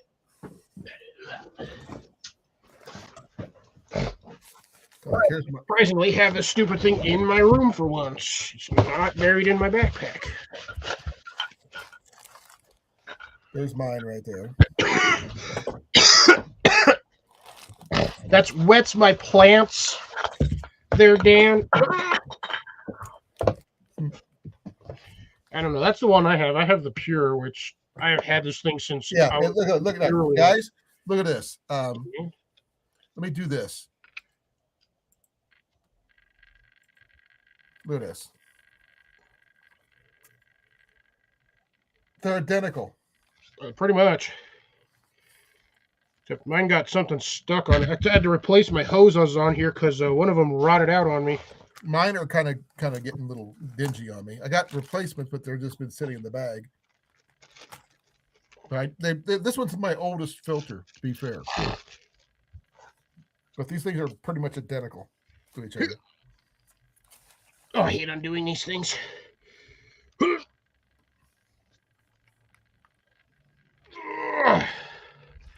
That thing is on there tighter than a snare drum wire.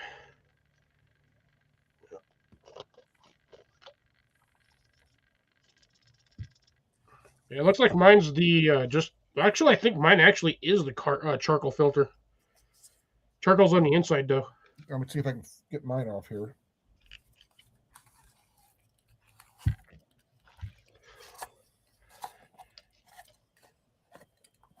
So also, for anybody that has one of these, getting this line plug off of there is a pain in the arse. Yeah, Cliff, here's mine.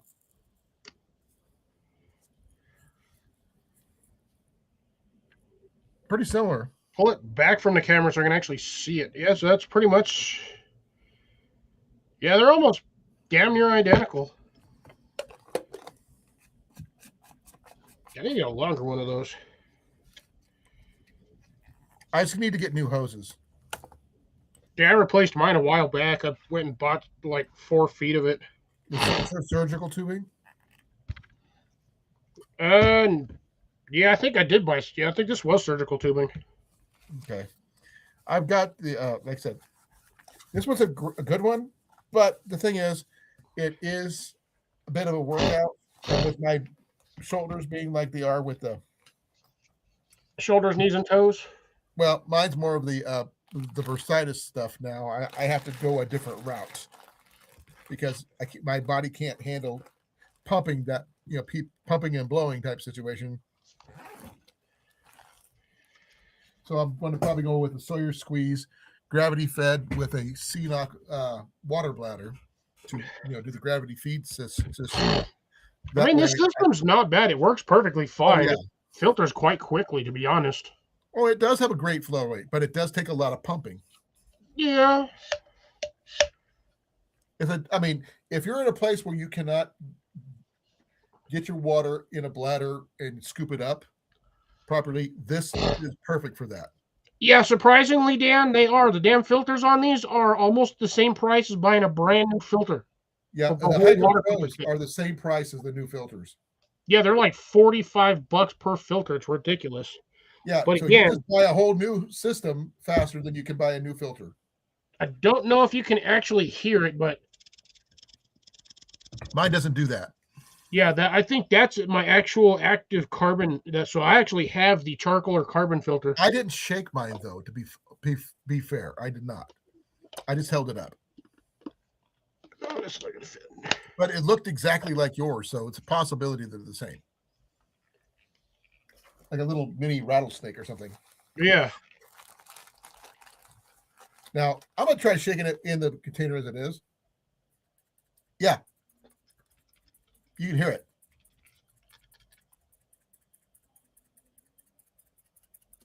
Can you hear that? No, your mic is not sensitive enough. Okay, let me do this then. Try to get this where I can take this thing off without interfering with this. Can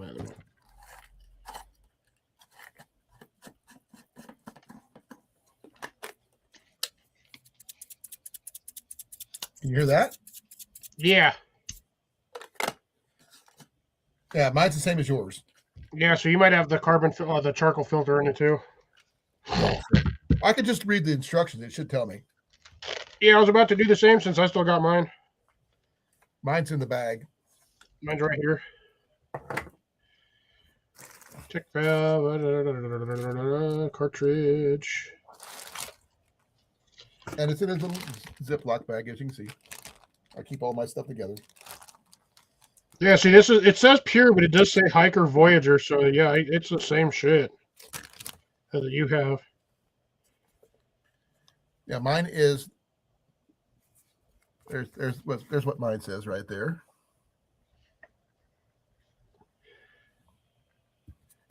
And like I said, it's pretty much identical to yours.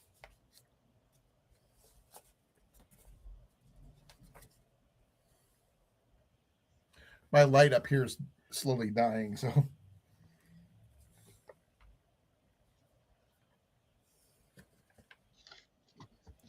I want to make sure when I do test it out that I leave it out and open so it dries out completely when I put it away. Well, this one here does bacteria and protozoa, cysts. Yep. Mine's a microfilter according to and bacteria Klebsiella terragina, and it filters up 750 gallons, which is not very much. I think I maybe might have filtered about 5 gallons out of mine the entire time. I probably did about enough for 8 because I was filling up Ian's and my water bladders while we were using it last time. Then I dried it out, and then I just set it aside. It's been in my bag ever since. Then I acquired my next water filter, then my next water filter, etc.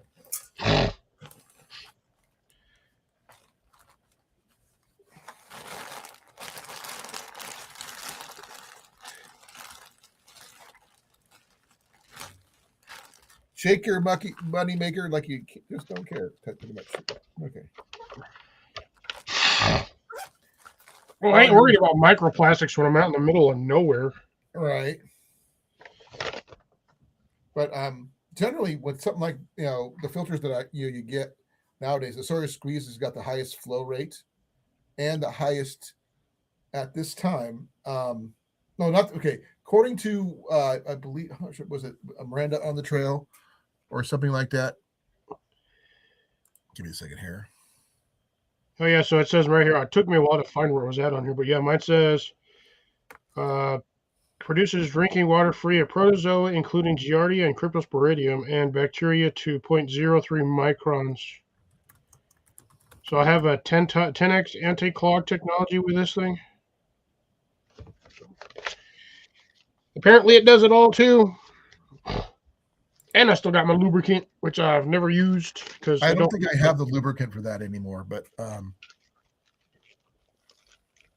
I never use mine, so I don't really need to lubricate it because I'm not basically wearing it out every time I use it. So it all just sits there. Does yours tell you? You end up getting slush there, Dan, or what is it? Snow cones. And I'm assuming yours came with the filter adapter. Yep.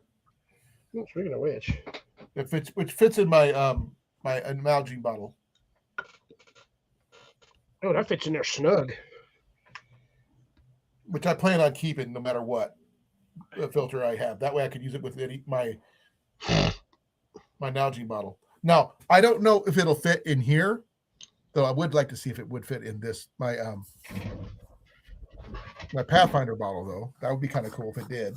Ah, pickles. Where the hell did I put mine? Mine's buried somewhere.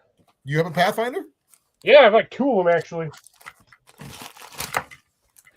like I said, I didn't check to see if it fit there, but I think it'd be kind of cool if it I did. just don't know where it's at because I've got so much crap in here. Originally I had was full of chocolate chips. Chocolate chips. I had chocolate chips in it. Really? I needed Why? somewhere to put my chocolate chips at one point, and that was a perfectly good sealable container with an airtight lid. I shoved them in there. Probably very good. Normally I have it up here, but I don't see it, so I don't know where I moved it.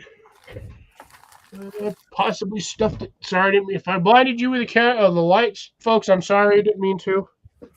I'm just trying to find things which are buried in my room as always. I don't know. No, I just had the lid. I was just showing it. Now I can't figure out what I did with it.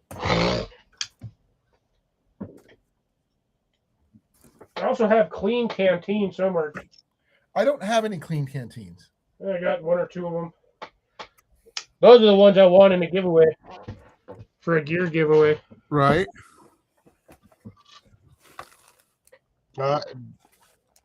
I don't think it will fit in the Pathfinder bottle, to be honest. I think the head's too narrow on it. Well, that's what I'm trying to find. But this thing does technically have 3 stages of. So you got the inner stage, I do this have tier it. here, and that tier there. Oh, so you got a tube, actual like Neosporin style tube. Yeah. Ow, ow, ow. So I just put mine in a little Ziploc bag. I didn't need a huge one. It's only 3 items in it, so I didn't need a massive one. Okay. The thing is, the when I was showing you that one with what I was thinking of the little part that go through the bottle, it's because it was in with my MSR bottle.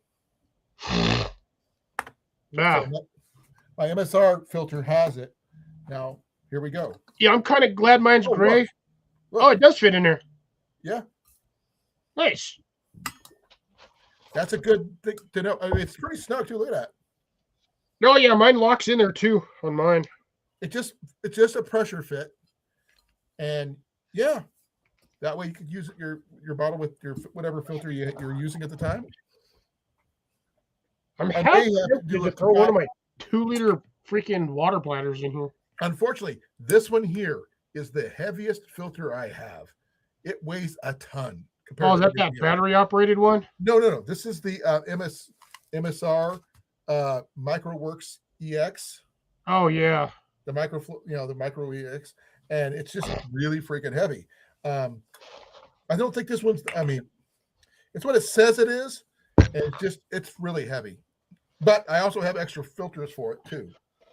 So, but I do have the accessories which I can use on pretty much everything I have, which is a bonus. So this will work with my Chitin. This will work with this one, which will probably cannibalize a bunch of different gear, combine it into one piece of kit. That way, it'll be a little bit more versatile setup. That way, I can use it for any bottle that I acquire, whether it be my Nalgene bottle or my Pathfinder bottle. But I was debating if I go on the Appalachian Trail someday, should I take this one with me or not? Yes. Over the Nalgene? Yes. Why? Because you can boil water in the Pathfinder one. You can't do that in the Nalgene. Yes, but I do have one thing I can do with the Nalgene that I can't do with the Pathfinder. Yeah, you can't use it as an external light source. There's that, as well as I could put that one make the Nalgene bottle a hot water bottle system, and it won't burn me. Yeah, but I'd still rather take the Pathfinder one. Yeah, it's going to be relatively. It might be smaller, but no, it's about the same size. Okay, look, yeah, I would rather personally. I mean, even if I was doing that, I'd be taking 2 of them anyway because one's going to have sterilized hot water in it, and then the other one's going to have my drinking water. So yeah, I would just take both of them honestly. They're very comparable in size. Now I got filtered water in there right now, but here's the Nalgene sleeve. It's actually probably a little shorter. This fits about the same. Does everything just like the Nalgene, but it's a lot more durable. But you can't see through it, and it's not granulated like the other one is, because this one here's got all the markers on it for Yes, but if water I want to level. put so much water into my Mountain House meals or whatever, I can measure out how much I actually use, which I can't really do with this. Now, I do have the 750 milliliter tin cup, canteen cup that goes with this. That does have the granulated lines on it, but I'm planning on taking anyway with their lid, just because why not? Gotcha. But that way, 10.4 CR. And also to answer that other question, it's not a matter of preference. It's just that most of us do not like the taste of the chemicals when you put a drop of 5 of iodine in your water. That's really just for like emergency situations. If you have a filter, you don't need the filtration or the chemical filtration system. yeah, okay. Not only can you just use iodine, but then even then, your body can only handle so many for so long before your body starts to shut down, because too much iodine in your system will kill you. That just makes you sick. I don't know if it'll kill you. It will make you pretty ill. It's supposed to damage your kidneys. But you can also use bleach to a certain extent. But it's got to be highly diluted and things like that. And I think you have to use more bleach than you do. You like 5 or 6 drops per liter or gallon for the iodine. I'm sure Grace will correct me because she's really smart about It's that. if I have to use bleach, I'm using an eyedropper and I'm putting like 1 drop in here and I'm waiting like 12 hours. Well, I'm not going to worry about that. In fact, because one of the things I planned on bringing with me is I'm not sure if you've seen those Q-tips you can get like from Temu and stuff with the iodine filled. Oh yeah, you just break those in there. Hey, where else can you get the appropriate amount of size for purifying water in like a Q-tip? Yeah, I think those things only have about a couple of drops in them anyway. You don't. I mean, even then, that'd still be a way to purify water if you needed to, and it keeps in a nice little convenient tube. And sterilize wounds if you cut yourself. Exactly. So, 2 for 1. yeah, definitely. But no, it's just more convenient to have the water filters in all honesty because a lot of the bottles or containers that do the 2-stage purification through tablets are usually glass. No, well, I do have the Coleman tablets. Remember those? Yeah. I do have one of those. They do work, but it is a 2-stage system: one for purifying, one for neutralizing. So That's why there's always the 2 stages. You have one stage with the pills and the other stage to kind of take away the taste, but it doesn't really take away the taste. It just kind of masks it. but I mean, there's the tried and true method that's not filtered or anything else is the boil method. That kills everything. Yeah, except for the funny taste of the The, water. the taste is the only thing it doesn't do. Now, that was when you use a pre-filter, such as like your bandana and things like that to get out the big debris and other things like that.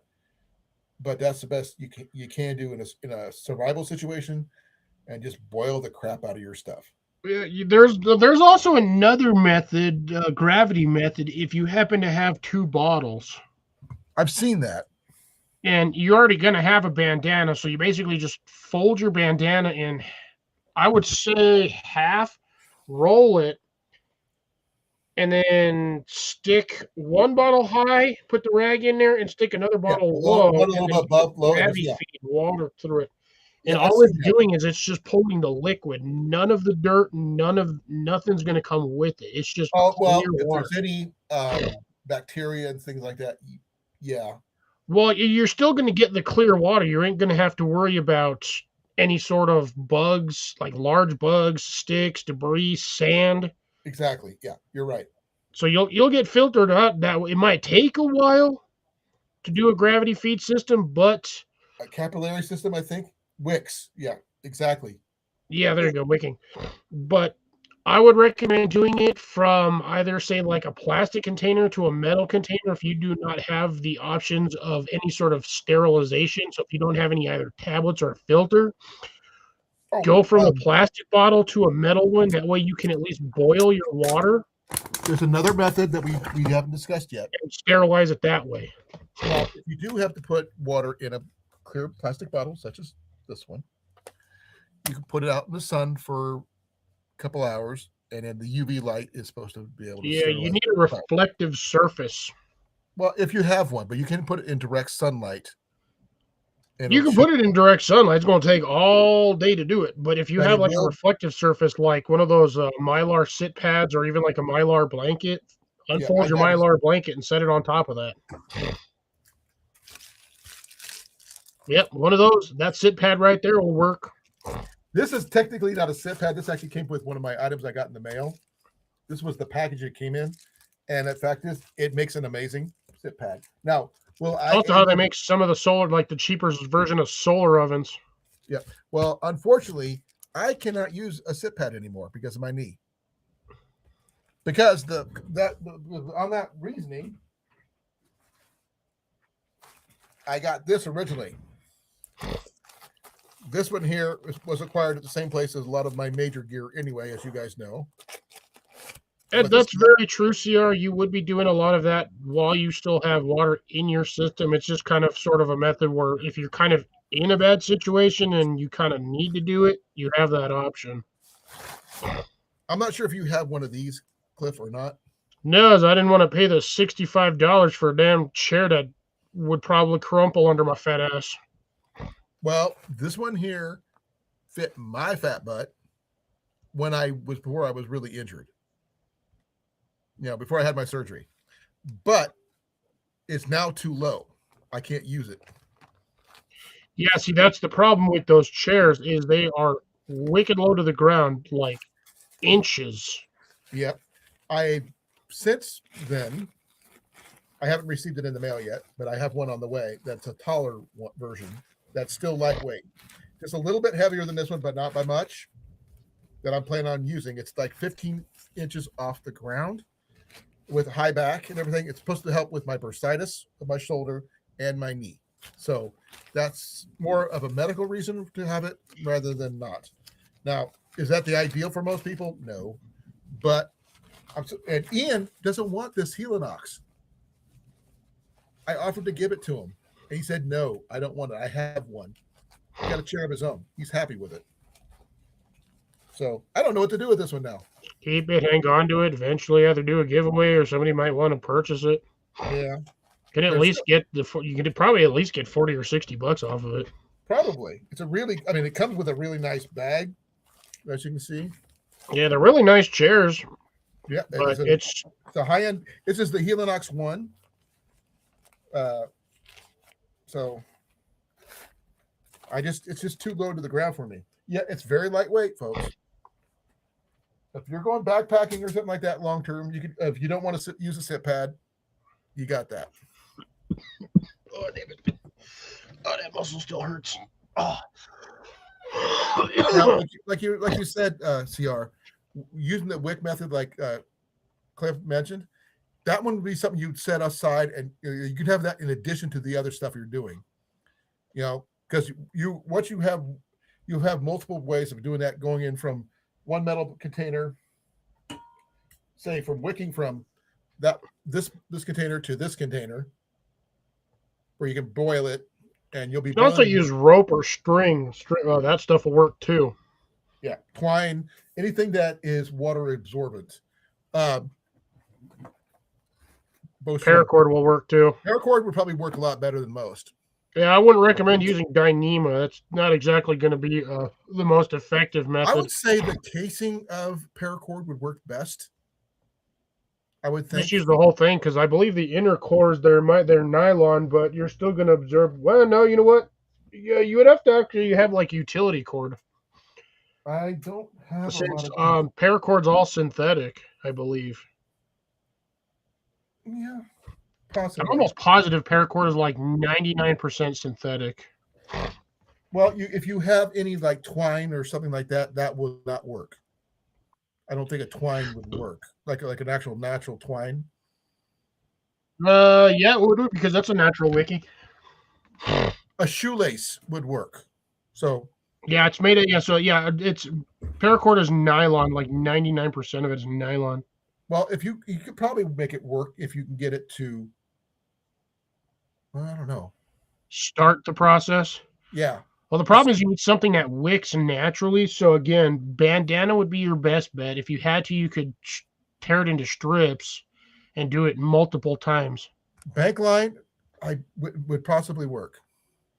No, bank line won't work because it's coated. Oh, No, you no, can get no, no. wax coated, but Not the unwaxed, uncoated, plain up bank line, the white stuff. yeah, you might be better. That's cotton cord. You could use baker's twine That would probably work. Is because that the same stuff? that's That's the stuff 100% the meat cotton. cutters use, right? For meat and stuff. Yeah, that's 100% cotton. Cotton thread would work, but that'd be a little thin. Yeah, you'd have to have an astronomical shipload of it. Now, the only thing I got that might work for that.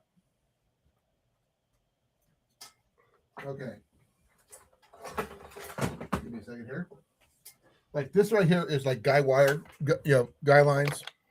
Yeah, that might work if it's just like a utility line, because I believe the utility line is either cotton core or like a crunch to nylon. This one is a nylon core. See if I can find it. I'm not sure if you can see that yet. Let's see. Yeah, I'm not seeing what you're showing me. I'm trying to figure where you can see it. See right there, where it's Yeah, white. that doesn't necessarily mean it's nylon. It could be cotton. It could be, but yeah, it's still a really good thing. I paid like $7 for 4 of these. I plus whatever I paid for this part here at Ace Hardware. But bank line would probably work if you got the uncoated ones. I'm not sure if I have. Oh my god! Line. Why, internet, are you being stupid? Mine was doing that the other day. What do I have that even come close? I don't even know if I even have anything like that. I don't do it this way. So it's nylon and polyester. Oh, okay. Polyester definitely would not work. I could test it out to see if it would work.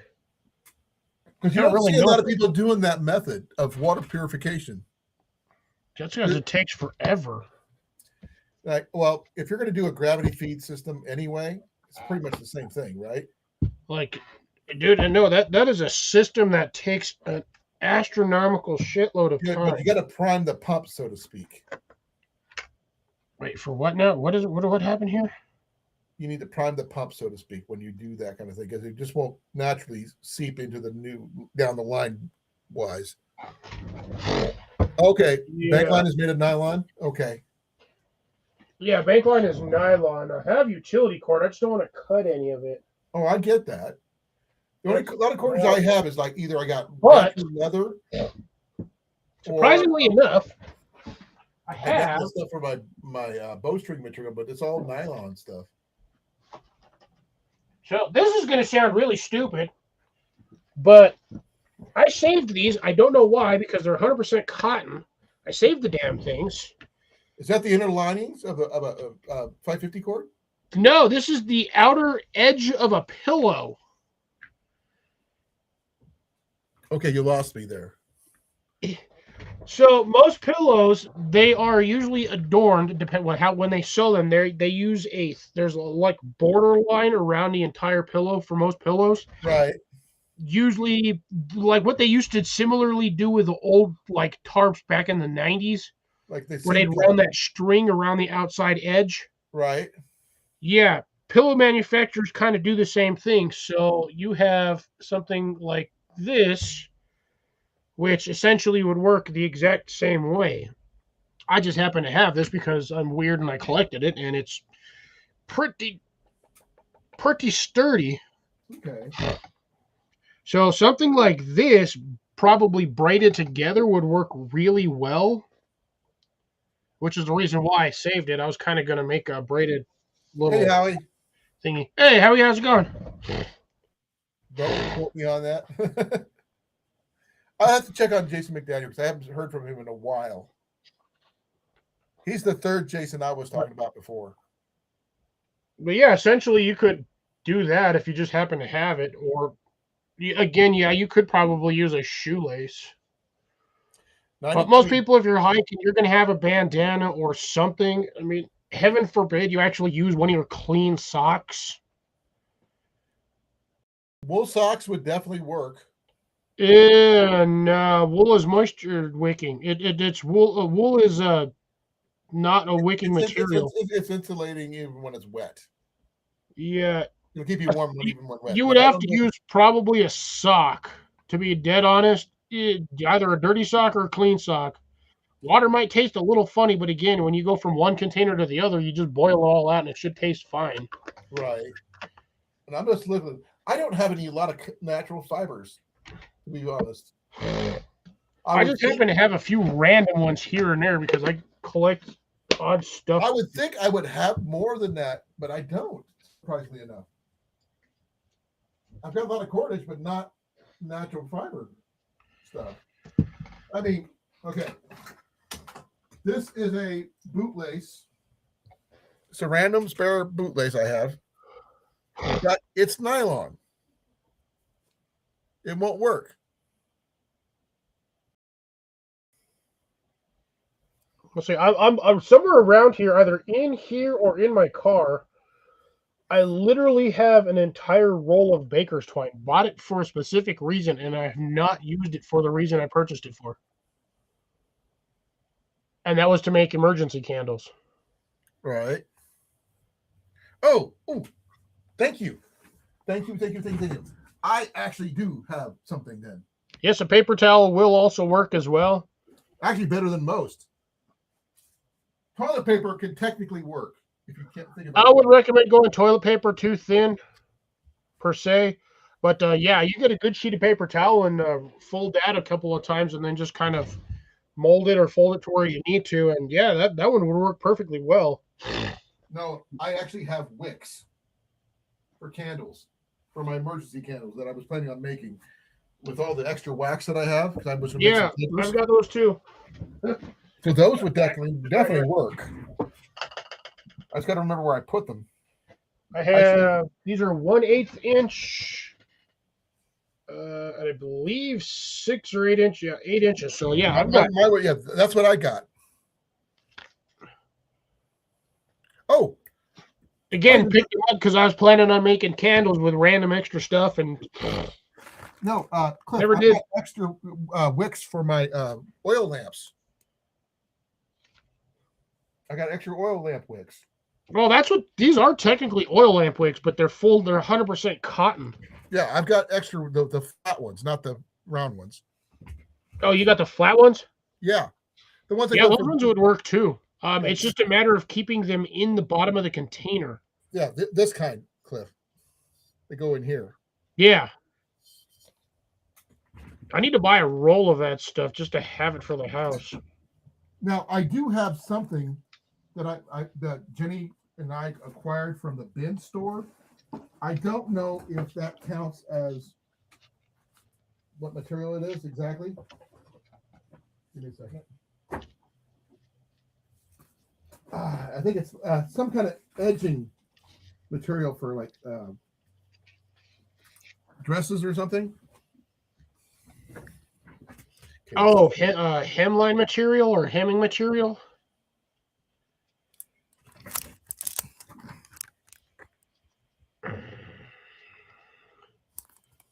I've never opened it up, so I don't know what it is.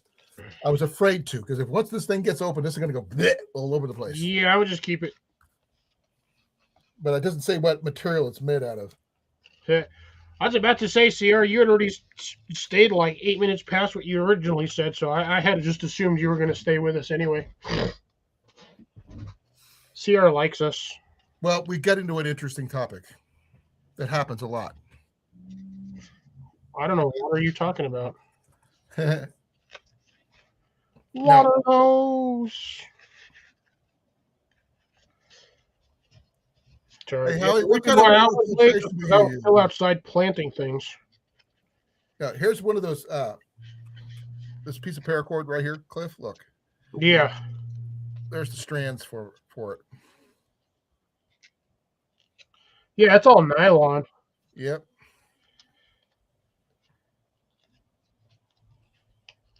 So unfortunately, due to the fact that it's nylon, it ain't gonna Too much. it ain't gonna wick jack squat. Right. All right, Unfortunately. close enough. Okay, good. That Most of landed the in my cordage I drawer. have, with a few exceptions, is leather cordage. And leather cordage doesn't do that very well. Oh, just to let you know, I did get a new fishing lure today. I did it earlier. I got a new frog. Another one. Nice. But it's a little different than the first one. It's a little lighter. It looks, well, I'll show you. For those people who didn't get to see it, this is my new frog.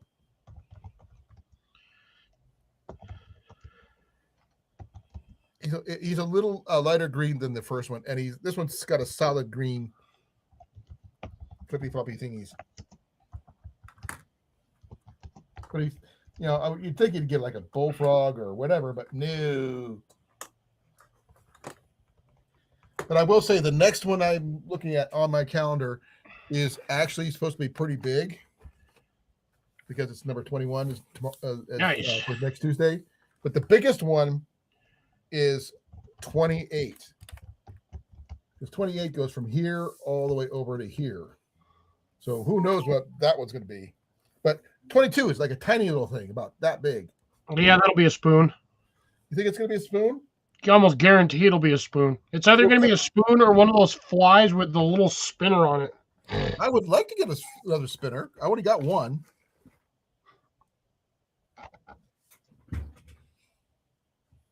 He's been doing more planting. I was just talking to Howie. Actually, that's why I was late. I was outside planting onions still. No, I mean, could you use plant material? Not really. I know you can get water from a branch or a vine. You can use like the inner bark of a plant to filter water, because it is technically fibrous, so it should work essentially.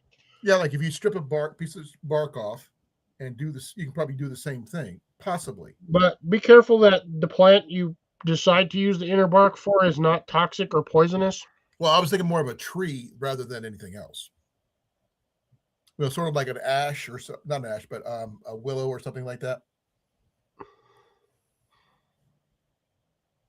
Yeah, you would still need something that would be able to pull water up and then drip it out. I mean, you could probably use a water vine, but... Well, if it's already got water coming out of it, you might be able to make it work.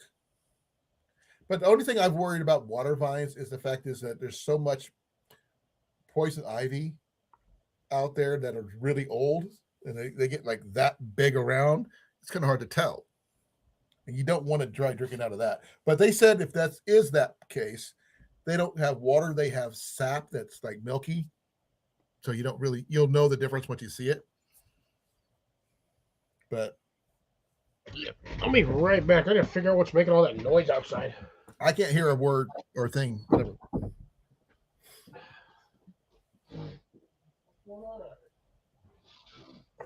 So Howie, what I was going to say, what if you have portable water filters and stuff like that? If you keep in your kits, what kind do you carry? Grace has got the Sawyer Squeeze setup, which I'm planning on picking up one of those with the CNOC bag. I was considering that in the first place, so that's something I might want to consider. But I haven't got one of those yet, and I'm trying to get my kit as light as possible, because I mean, with the way my body's been breaking down recently, which really sucks, I'm gonna have to try to lighten my load, so to speak.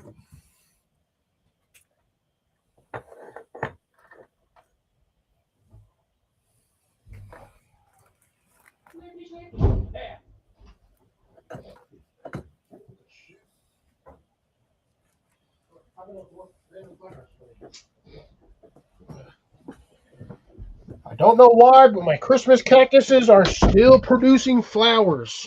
Well, that's good. And it's freaking April. Okay, I just got a weird question for you, Cliff. I've been putting my my little link for the chat. Normally it's at the top of the chat. It's now at the bottom of the chat. On my side, anyway. I don't know about you guys, but No, I still have it. Still looks like it's pinned to the top. okay. Same with the YouTube side or the StreamYard side or Streamlabs side. Okay. It just shows like it's on the bottom for me. I just thought it was something else.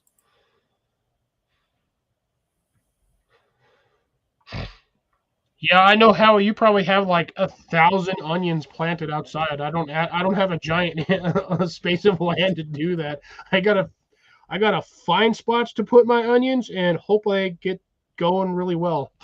Could you use a plant like a vine from a watermelon or something like that? No, God no. To draw water from one point to another is what I'm saying. Like the system you were talking about. You don't think it would work? I don't think those would work very well. They're good at drawing water because they do absorb a lot. They're of good water. at transporting water. That's what I mean. If you put one in the water like you suggested, and the another in another container coming out the other way. The problem with that is that vines don't bend 90 degrees suddenly. Remember, Okay. you have to have that. You have to have that in that cup like this, so it don't fall out. You do True. that with a wet vine, and most of the time they're going to snap, regardless. Boil all water, filter all water. What filter do you use? I have the Katadyn Hiker, which is just like his pure filter. I also have the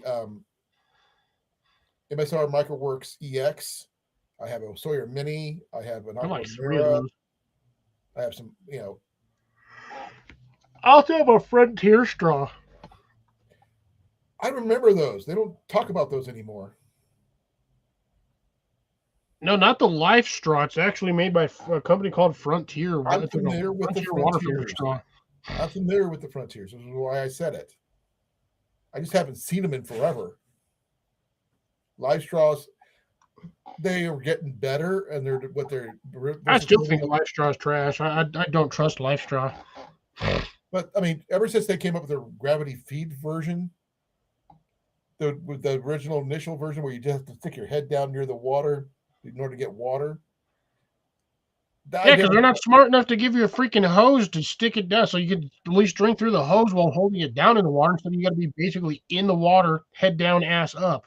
No, here's the problem for me is that yes, you can drink, but you can't use that water you're filtering for cooking. Yeah, exactly. That's a big thing for me. I mean, like all the other systems, you can put it in a reservoir to where you could use it for other things.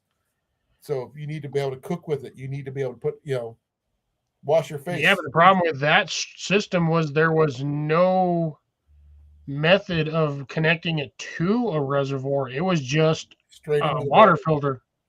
Yep. It had the intake at the bottom and the suck part at the top. I actually seen somebody who actually used one of those things for filtering out wine and alcohol, purifying it. Ew.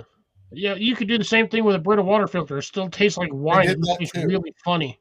They filtered it out to make it better, but I'm not sure if they made it better or not. But just it makes it worse. There's 2 guys I was watching a while back that did like podcast radio station stuff. Yeah, I think I've seen that. And they were filtering.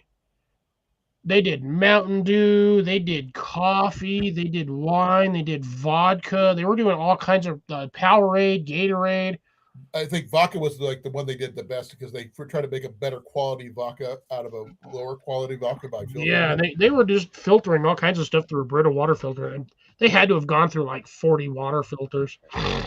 But it to some extent, some things did work. Made low quality vodka into a high level vodka. Yeah, really.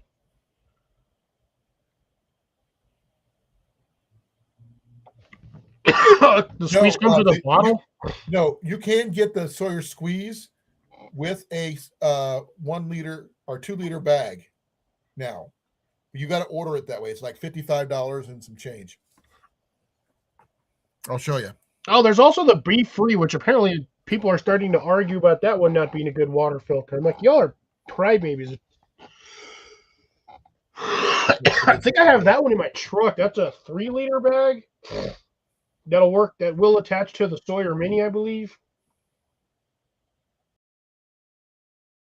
But essentially, the bag itself is just a reservoir, and then you have a B-free filter. Con's apparently lighting up the chat tonight. Here, Cliff. This is what this is. Yeah, this it does. As you can see here, Yeah. it does come with a CNOC. This one's a 2-liter, like it shows right here. But you can also get a premium blue bladder, which is like $64. Which just because of a different color, you're going to go with that one for $10 more. Yeah, no, just go with a cheap ass 2-liter. Or you can go with the Sawyer bottle, which I don't understand why you'd want to go with that in the first place. Or the 2 standard 32-ounce pouches if you wanted to go that route. Which just get the 2-liter bottle, the 2-liter one. It's way better. I was going to go with the regular bladder squeeze system. This one right here, I would go with that one particular for $55.19, and that would do me extremely well with the adapter which I have in my kits. I can put the water into my yeah, because again, that's going to work as a gravity feed filtration as well. That's what I'm talking about. I would use the little cover, that little adapter for putting into my water bottles, like I did on the my Pathfinder bottle. That fits in there just snug. Just doing it straight from the squeeze as a gravity feed into that bottle or the other one, and that way it's all done. It's purified. It's not like a Grail. A Grail is a whole different ballgame. Grail is Geopress. I hate those things. But they do purify. They don't just filter. So, yeah, but the filters for each application that you want to get are wicked expensive. They're like $65 per filter. Yeah, if you can, I would stick with the 2-liter bag for the CNOC, to be fair, because it's got that wide open top. You can just scoop up clear water a lot faster. Then you just put the slide closure on and hang it. Because you can't really do that with the bottle. You have to squeeze the bottle. And I don't want to do that, especially if you're in the process of trying to set up camp and stuff like that. You want to be as hands-free with your water filtration as much as you can. And to me, that makes a big difference. If you're busy either setting up your sleeping pad, your tent, whatever you're doing, getting your fire going, that kind of thing, you're going to want something working in the background while you're doing something else. So I would not go with the 32-ounce bags. I would not go with the bottle. I would probably go with the 2-liter regular bag, $5.19, and that way, the bag itself will fold down when you're not using it. That kind of thing. That's a good idea, though, Grace. I would probably think if you get the blue bag and the regular clear bag, 2-liter bottle, you can use the blue bag as the clean one, as the dirty one as the other one. Keep track of which one is which. RO system. What's RO system? Or row system? I'm not familiar with that one. Don't know. It's a CR thing. He's laughing about it, so it could be anything. He likes his puns. He was supposed to be out of here at the end of the bottom of the hour. He's still here. But yeah, I mean, I kind of fell into this topic, and I think it's good. It's a really good topic. And now I do have other bottles, collapsible bottles, Cliff, like this one here, that would possibly work with that adapter that I showed you earlier. Yes.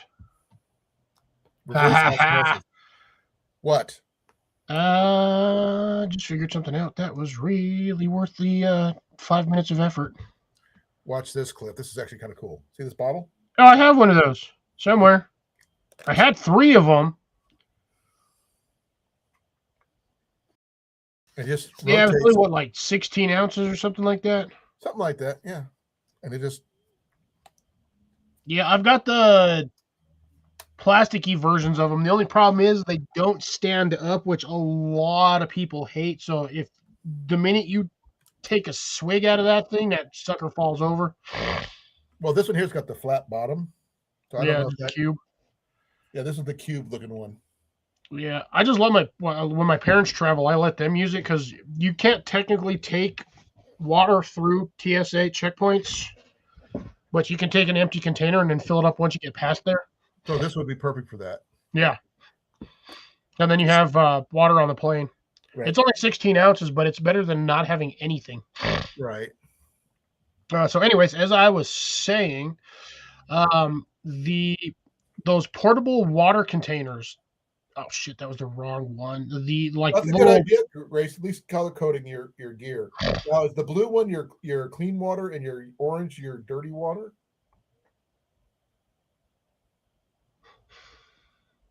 I was thinking if I didn't have different colored ink. Throw that up there so I can show people what I'm talking about. Okay, the little cubes. I see those. Yeah. Okay, so that guy right there is compatible with the Sawyer thread type. So both the squeeze and the mini then. I don't know about the squeeze. I believe it's for the mini and the gravity feed that we were just looking at here. That's why The I was gravity checking feed on was a these. squeeze. That was a squeeze. Because essentially that's a 5 gallon or 2.5 gallon. You can get them in five. I think it's 5 gallon standard. Okay. I've seen those at Walmart. They have versions of those at Walmart. Yeah, but the thread typing on that is supposedly compatible with the filters, so you could just leave that sucker on a table and just let that filter drip into another container. Right. So 1 5 gallon and do another, basically. Yeah, and that's 5 gallons of water you can just leave randomly just filtering into That's more of a containers. base camp setup if you're going to be there long term. I could see that where that would be useful. I mean, it'd be worth it. They're only like, well, this one says they're like $17. So yeah, that's got to be the 5 gallon water one then. Usually you can find these for like $5 or $8. Usually, what is that place? Sportsman's Warehouse usually has them. Yeah, we have one in Des Moines. Now the thing is, I mean, make sure when you do have your clean and dirty water bottles for your gear, make sure you mark them with something that you'll know what they are, whether it's tape or like Grace did the enclosures like on the Sawyer CNOC setups. It's got the little slide handle deals. They're different colors. That way you can guarantee which one's which. Just don't get them mixed up. Because Just right on the bag, dirty, clean. Or you can just put a piece of tape on there too. Yeah, the tape will fall off. You're better off writing it on with a marker. Oh, that's true. Like a permanent marker, say dirty. Yeah, because I mean, if you're now for the I would have to say 100% just do a marker on that one because every time you dip that in the water to fill it up, that tape is going to get wet, and eventually it's going to lose its adhesion, and it's just going to fall off in the water and float downstream. Well, if you use that one for just the dirty one, that one, that color is always going to be used first by itself. The other one's going to stay separate. Well, you could get the blue and the clear one. That way, clear is clean, blue is dirty. Or reverse it, because blue is clear and clear is dirty. No, I would do clear is clean because that's what clean water is clear. Yeah, that's what she's using the skill. Yeah, that works. She's talking about the exact same thing you were talking about, Cliff. With the filter, with the filtered water. Yeah.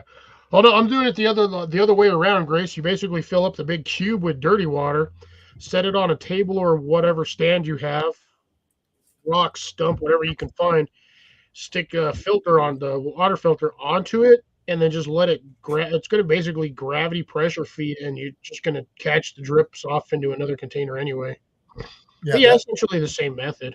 Yeah. Just a different, order. But yeah, that's what I was thinking of when Colin was talking about when you guys were talking about the Sawyer's, the CNOC bags. I was like, wait a minute. And I had an epiphany. That's why I was looking. That's why I was searching. Now, if you're able to get that much water into that particular cube, dirty water into that cube, that's going to be the biggest issue because you got to be able to find a place deep enough to fill it up. The Cenox, which they go up to 2 liters, you just that whole end bag just opens up. You can just like scoop it up and slide the handle on there and then hang it up. But you have to hold the bag so it doesn't float down river. That's the problem. No, you're going to have your hands on it, guaranteed, yes. But if you're really worried about getting dirty water on your hands, given the system, you could wear rubber gloves if you want to or whatever. But if you want to go that route, but you're going to get your hands wet anyway. But you just got to make sure you wash your hands before you do anything else.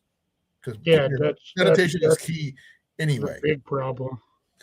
Well, most people with the norovirus and stuff that's going along the Appalachian Trail a lot is that people they just depend on just alcohol. Dang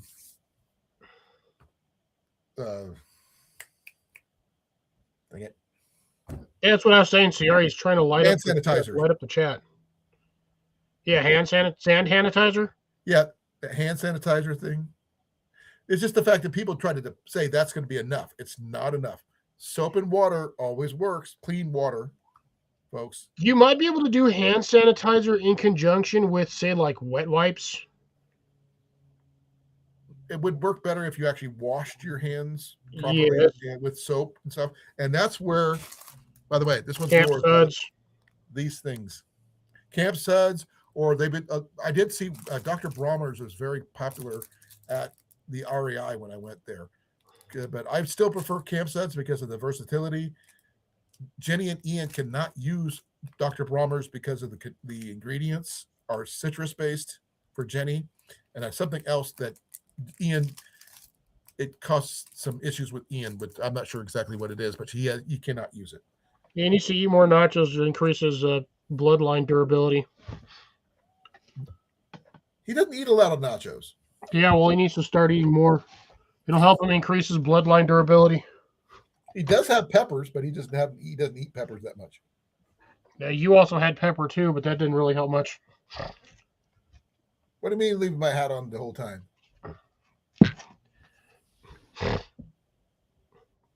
No, you left it on your hat the whole time. Hey, there's nothing wrong with that. That's what it's for. Yeah. And I explained earlier, I'm not sure if you heard me do my explanation, is that the one you got me, I lost it, found it, lost it again, bought another one, found it again, lost both of those, bought a third one, found all 3.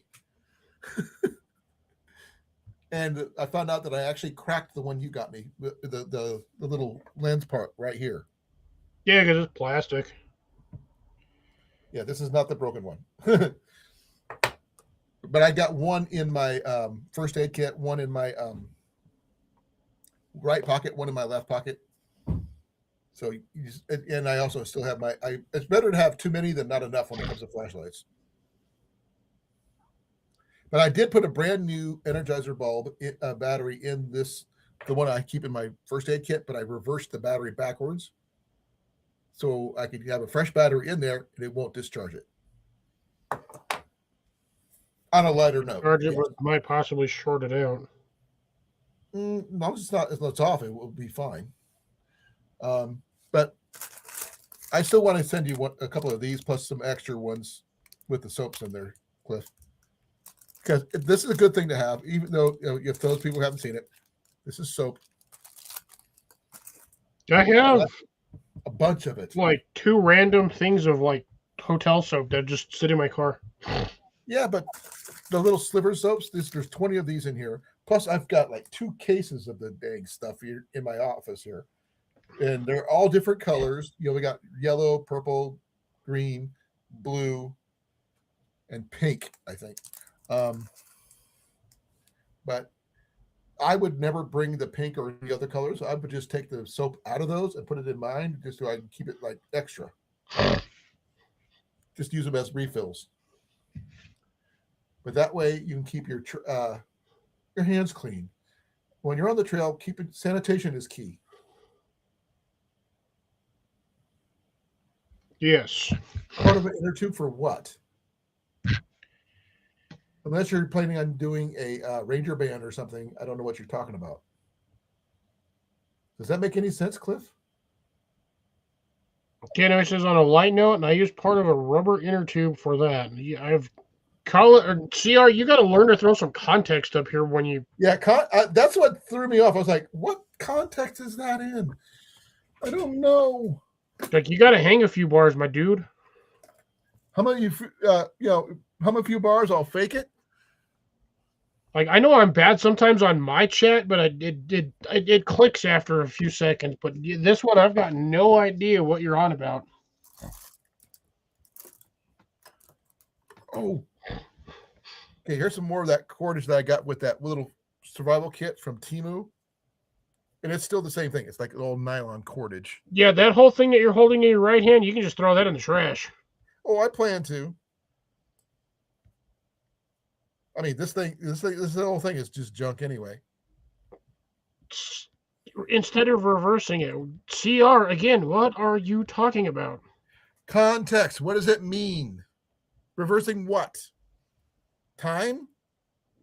The flow of gravity, water filtration. Reverse osmosis. Is that what you're talking about? I have no idea. The only thing reversible he talked about earlier was the osmosis thing, and battery. Oh, unless he's talking about the flashlights to keep the flashlight batteries. Okay, that makes sense. CR, you got to throw context in here, brother. You're like confused. It took me a second. Now, what he could know, what I might end up doing is just putting a piece of electrical tape on there, on one end. Yeah, that would be the easiest method. Just cut a little circle of electrical tape, stick it on the end of it, on the negative side, and because it's flat, and there's no way it can just short out. But as long as I keep it from overheating and things like that. But it's mainly there for emergencies, only for medical reasons. Because if I need to work on somebody's foot or something like that for blisters or whatever, and I need a quick light, I just reach in there, grab it, flip the battery around, clip it to my hat, and I'm good to go. Yeah, somewhere around here, I actually have like 4 or 5 of the little green circles the little plastic circles that come with these things. Right. I just have like a bunch of them somewhere. I don't think I throw them away. I think I usually, wherever I get a flashlight, I just leave them in the box that they come in. So I have most of them are still in the box. I'm trying to figure out where I got this, but I got this orange freaking ferro rod, and I can't remember where I got it. I'm going to tell you right where you got it. From you? That came out that fire kit that I sent you. Okay, I did not realize that. I've got a different one in there right now. Okay, because I think it was that one. Let me see the striker.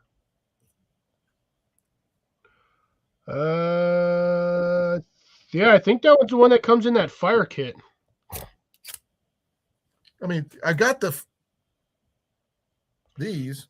Yeah, those square ones suck. I have to keep sanding mine down because they keep turning gray.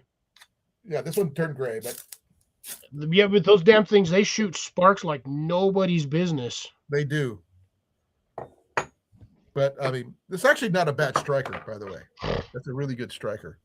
But I keep this one in my in here.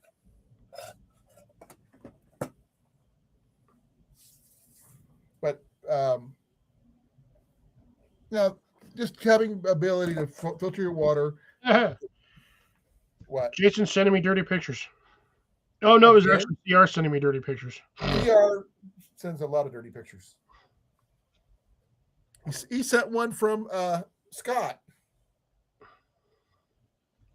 Scott was talking about his bags. His new bag that he's got.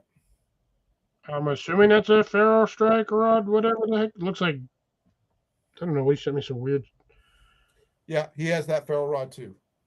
Weird paracord, ferro rod striker, little ferro rod striker, lanyard thingy. I have multiple ferro rods. Coglin's brand is I know it's generic, but it works really well in my case. I like the orange one. Don't get me wrong; it's just a little big to carry in my pocket, But I keep that one in my kit just in case I need it. I have like little mini Bic lighters, stuff like that with uh,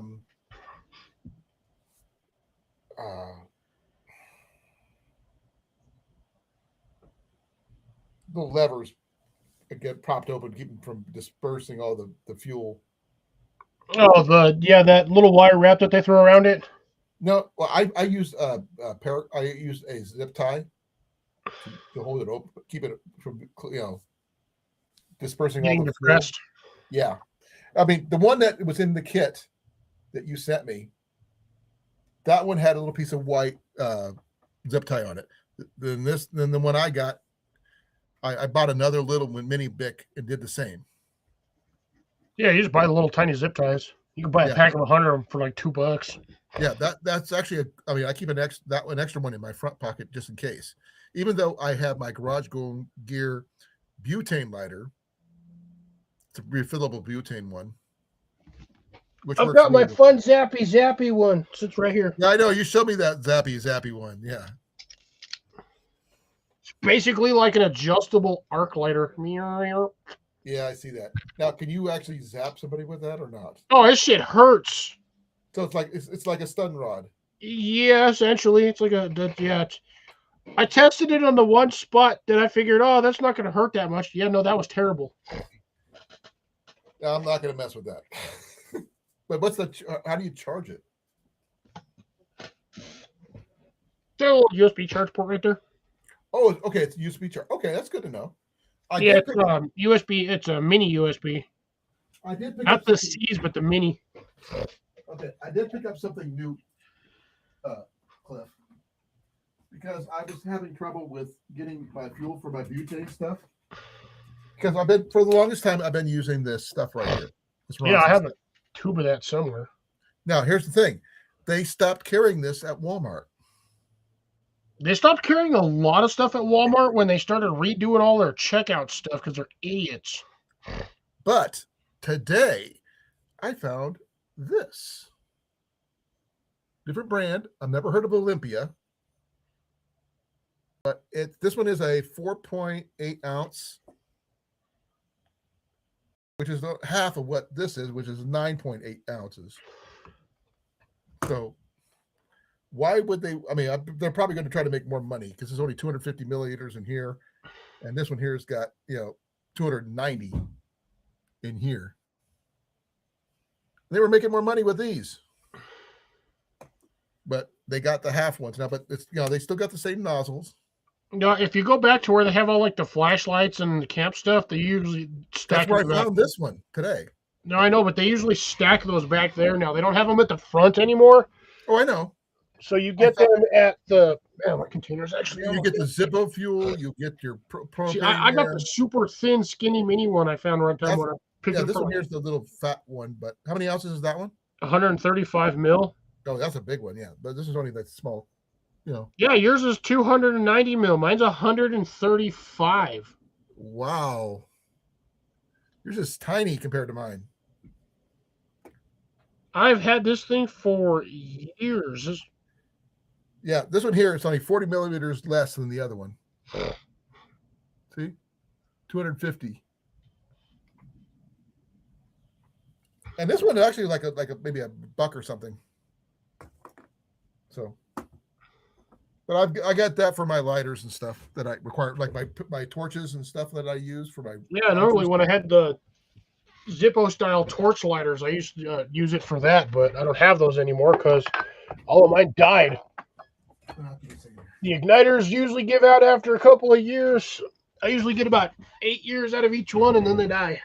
All right, later, CR. Have a good one. All right, CR. Smell you Saturday. Maybe. Maybe not.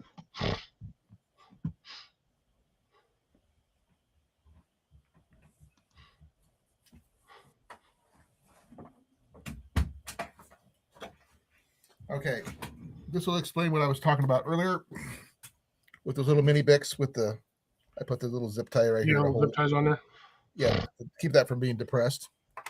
But this is the garage grown gear. This is part of the 2-piece set that took a very long way of getting here. I had a whole thing about where is my lighters now. It was supposed to come from Minnesota, and they ended up like in Kentucky, Chicago, Detroit, all that stuff. I mean, they traveled all over the place. After getting to here, they left here to go somewhere else. Yeah, I remember Why? that one. They were in what, Des Moines, and then they ended up going back to like another state, like Yeah, they ended up in for some reason. Detroit for a while. They ended up in Kentucky, Tennessee. Then they finally came here, which makes no sense why they made it out of Des Moines. But these Yeah, things, Amazon driver was drunk. they were totally refillable, which is really nice. And they got a really, that's just the Most low. lighters are refillable if you know how to do it. Look at that flame. Yeah, you might want to tweak that a bit. This is mainly to be used with my my Whisper Light stove because I know so you got to prime the pump on those anyway by filling up the little basin there. Yeah, the basin dish. It's Be a lot easier to careful move when you with do it, because if you don't pay attention, that thing will overflow with fuel. right. The thing is, it's easier to fill it with just do it with this or with a ferro rod than it is try to use matches or anything like that. It's a lot safer. So that's why I got some of this. I don't know. I think it's pretty safe using a match, because at least with a match you can stick it out like this, and just doot. With the lighter, you got to be like right next to that pan. But as you know, some of us are you get a lot of practice with your ferro rods. You can pretty much Oh do yeah, those. Anybody remember Tyler and Dan and I when we were doing that thing a while back, doing from 6 foot 6 feet away. challenge or whatever. Yeah, the 6 foot challenge. Hey, I technically won because they didn't say I couldn't use fuel on the flames on the fire itself. They just said that's how far they had to light it. They didn't say I couldn't use an accelerant on the wood. Now did they? Yeah, will you stick to the damn wall and stop falling off? This thing every time. It is after 10, Cliff. Yeah, I know. I'm surprised you're still awake. I am kind of surprised because it was a really interesting topic. Yeah, we had some actual momentum on that one. That was pretty cool. I mean, I like the water filter ideas and all those other stuff. We started going into fire, but yeah, we're going to get, but I think I'm going to close it out because that's just, I mean, I'm losing momentum myself right now. Gotcha. I think there's only like 3 of us in here anyway. Yeah. Oh, Up there it says 5. Yeah, so I see 5. I'm actually kind of surprised.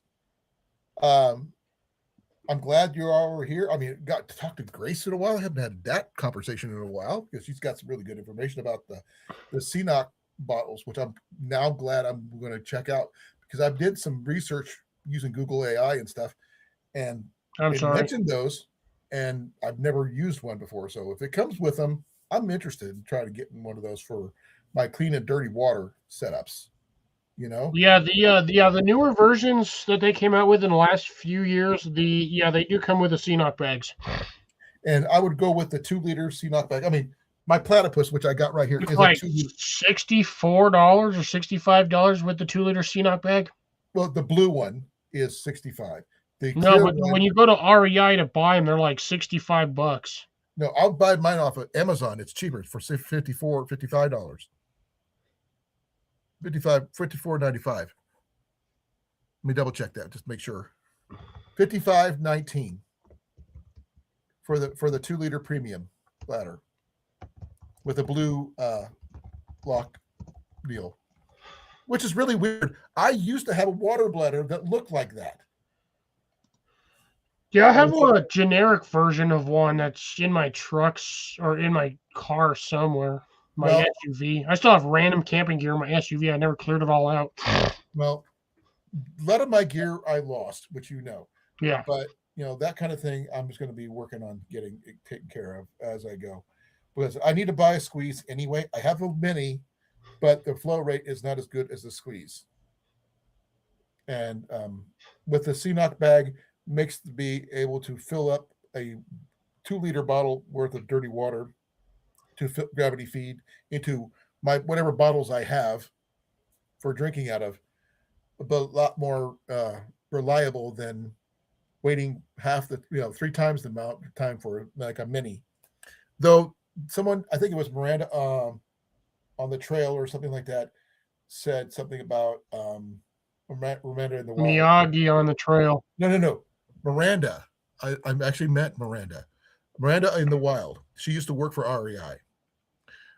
She did a whole bunch of different filter setups, and she said that there's one that works just a little bit better than the Silver Squeeze is the new Platypus one. And I do not, I don't know anything about the Platypus filter, but it's supposed to have a higher flow rate. But that's just about it. I mean, but versatility wise, the amount of it doesn't filter as much as the Sawyer does. The Sawyer has the most 100,000 gallons is the max, best one you can get. And I would rather have something that does 100,000 gallons than one that does 1,500 gallons. You know what I mean? Well, I mean, if you manage to go through 1,500 gallons of water, that's a pretty damn good use of your filter. Well, if you're using it for just you, it's going to be fine. You don't need any more than that. If you're using it for a group or something like that, you can start going through quite a bit of water. Yeah, but 1,500 gallons of water is a lot of water. Yeah. I'm not, but some of them say 15,000, so many gallons, or is it so many liters? And sometimes that gets confusing. Unless you watch the conversion charts. Yeah, it's 3.4 liters to a gallon. 2 something like that. 2 point something liters per gallon, I think. But still, 100,000 gallons that the squeeze does makes more cost-effective sense in the long run. 3.78541 liters per 1 U.S. gallon. Yeah, so I would still rather go with the squeeze overall, as long as you were using it clear water, not murky, and you filter it. I think it's got to be of a certain temperature. You can't really do cold. It doesn't filter cold very well. It'll filter water. It's no, water. I understand it filter water, but there was supposed to be something that doesn't work as well when it filters. Is it cold or something like that? I think. No, that's the water purification tablets. That's something totally different. Yeah, because cold water takes longer for the tablet to dissolve. Correct. That's what I'm. Yeah, it's no different than sticking like Kool-Aid in a pitcher of like ice water that's been sitting on the counter for like 10 minutes. That's cold AF, and then you throw your powder in there and you try to mix it. Oh. It's the same thing when you do like iced tea. Or these. Yeah. It's like when you go to a restaurant and you get iced tea and things all full of ice, you put your sugar in there and you start stirring it, and then after 5 minutes you still got like a layer of sugar at the bottom. Yeah. I did that with these right here. I got to make sure I really shake it, otherwise it just sits there and the powder is the bottom. Problem is, I hate those. It says 16 ounces, but you could stick that in a 32-ounce bottle of water and it would still taste just fine. Well, a little, not as tart, but yes, it would still taste better than just plain water. It would also taste better than 16 ounces. Well, there's the thing. If you have the right amount of water, if the electrolytes are balanced for that amount of water.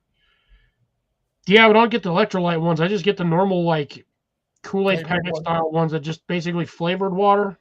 I don't go with the flavored ones. I go with the electrolyte ones. Because, I tried the electrolyte. I still have this gross ass one. I don't even want to drink it. It's nasty. Then why did you keep it? Because I don't want to. I paid for it. I don't want to throw it away. Give it away. Sell it. I don't care. Shh. I'm gonna send it to your ass. You can try it. This thing is gross. What flavor is it? Berry pomegranate. Oh no!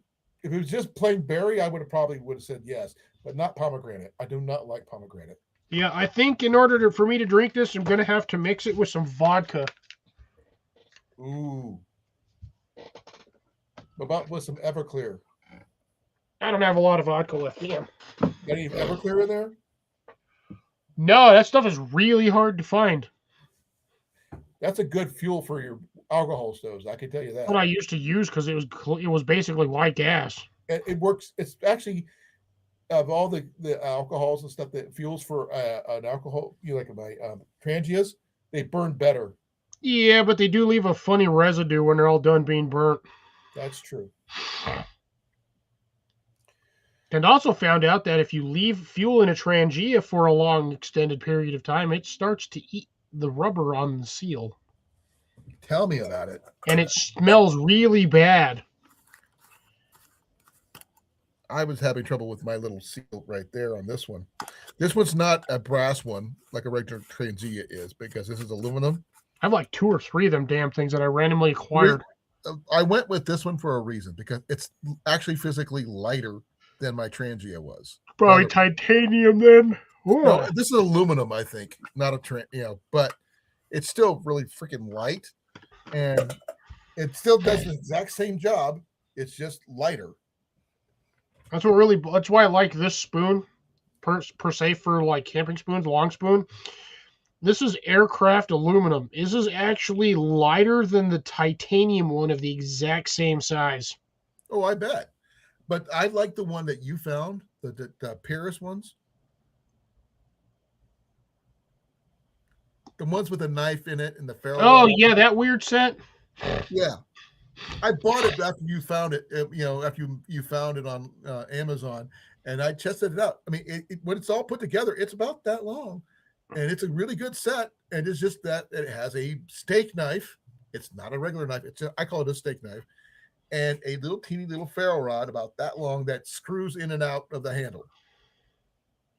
Is it the best idea? No, but it is an idea. If you, it's just an extra ferrule rod for some unknown reason, and a freaking knife that you probably don't use, but it's there.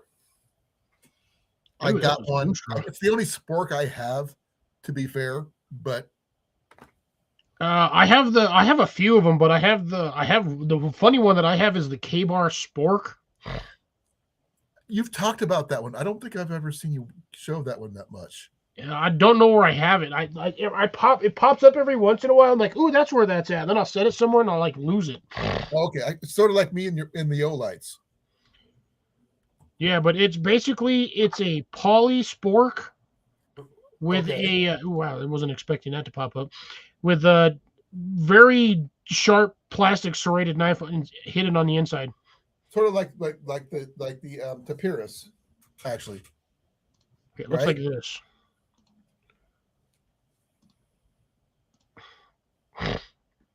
Did you end? I'm assuming you were going to end the live stream, so I didn't yet. We're still live. So yeah, that's what I have. I have that K-Bar spork thingy. Basically, it's a knife, fork, spoon combo. Yeah. What's the length overall? Like it says right there, 6 inches. I can't really see. You can't read that? No. So yeah, it's a 6-inch length overall. They're pretty cheap, and you can actually take this on TSA because they just think it's a plastic spork. It's just a chunky looking plastic spork. It's the connector piece between the two segments. Right. But yeah, I've got one of those. I want to get the. They've got this K-Bar Crunch one, which I'm looking at now. It's a spoon straw combo. Okay, we still got 3 people in here. I'm not sure who the third person is, but if it's Grace, thanks for staying. No, I think Grace left when CR did. Well, but there's a third person here. It's either you or me and somebody else. I'm not sure who else is here. Probably randomly Dan or CR still popping. Dan probably still CR lurking. CR is not supposed to be here. He could have left at 10 o'clock. Yeah, he lurks. He's got a bad habit of lurking too. When he says he'll leave, but then he just kind of sits there listening. It could be Molly or Jason or Matt or anybody else as well. Nah, Matt's live already ended. I'm pretty sure he's going to bed. And I think it's already 10 o'clock for Jason, so he's going to bed as well. Right. I think at that point, I think we'll go a couple more minutes and then end it, or unless you want to end it now, because I don't think we have anything else. It's a quarter after. It's a good time. That's when I started. It's a quarter after in the first place, so this makes it a full 3 hours. Wait, now it's 3 hours. Officially, it's a 3 hour one now. 3 hour tour there, Cliff. Yeah, never a 3 hour tour. the 3-hour tour. But yeah, I do like the idea about the water filters. I will be trying to acquire the Sawyer Squeeze with the CNOC bag, and if I do, I will let you guys know. I'm going to do a comparison to the other filters that I already have, but this one's going to be my main water setup for backpacking or bushcraft, depending on what the case I use it for, because I can gravity feed. I don't have any gravity feed systems at all, to be fair. Any But filter can be used as a gravity feed system. yes, to a matter. point, but the flow rates are the big thing. I can't really. I don't. Know the ones that you and I have. Your Pure and my Kaiden cannot. My MSR one cannot at those because those are pump systems. Yeah. But So you're going to get a higher flow rate from the pump system than you are going to be through gravity feed. Now, again, mind you, yes, it's a lot of effort to do it. Well, with my shoulder being like that, I can't go all the time. It just doesn't work that way for me. But I would probably use the gravity feed for keeping myself from injuring myself any further, because they said this can be a recurring injury. Once the bursa has been damaged, Yep. it just makes it susceptible. So I got to be careful when I get to that point. But on that note, it is after 3. It's been 3 hours and 1 minute and 47 seconds. We have had a very intensive conversation about water filters for over an hour, which is really surprising. And I started all about talking about various gear that I acquired. So that evolved really well. So I'm going to say thank you, Cliff, for being up here and hanging out with me. And I thank you to Grace, Dan, CR, I believe it was Keyboard, something. Brown Fog was in here too. Brown Fog was in here. He didn't really say much except hi, even though I asked him about his water filter, because he's got that Discord channel for survival stuff. You figured he'd talk about water filters. And Howie, definitely Howie. Yeah, I think that's everybody. I think, unless there's somebody who's been lurking that I did not know about. There was that KR4JGD. That's Gary. Oh, was that Gary? That's Gary, because that's his ham radio call sign. Gotcha. Which makes sense, and yeah, that's pretty much everybody. But thank you all for coming. I really appreciate you being here. We had a really good in-depth conversation about water filtration, because you got to make sure you keep your water filters. And as Grace said, check your water filters before you go out. Make sure they flow. If they don't flow, that's why she put the link to Miyagi on the Trail about getting your water filter unclogged where you could use it properly. So be careful, with that. And on that note, be well, be safe. See you day after tomorrow on this man's channel, and he'll be discussing any kind of planting things or whatever that is he decides. Gardening, gardening, we'll see. I got all kinds of stuff. But we're out of here in 5, 4, 3, 2, 1. Cheese and salmon egg rolls.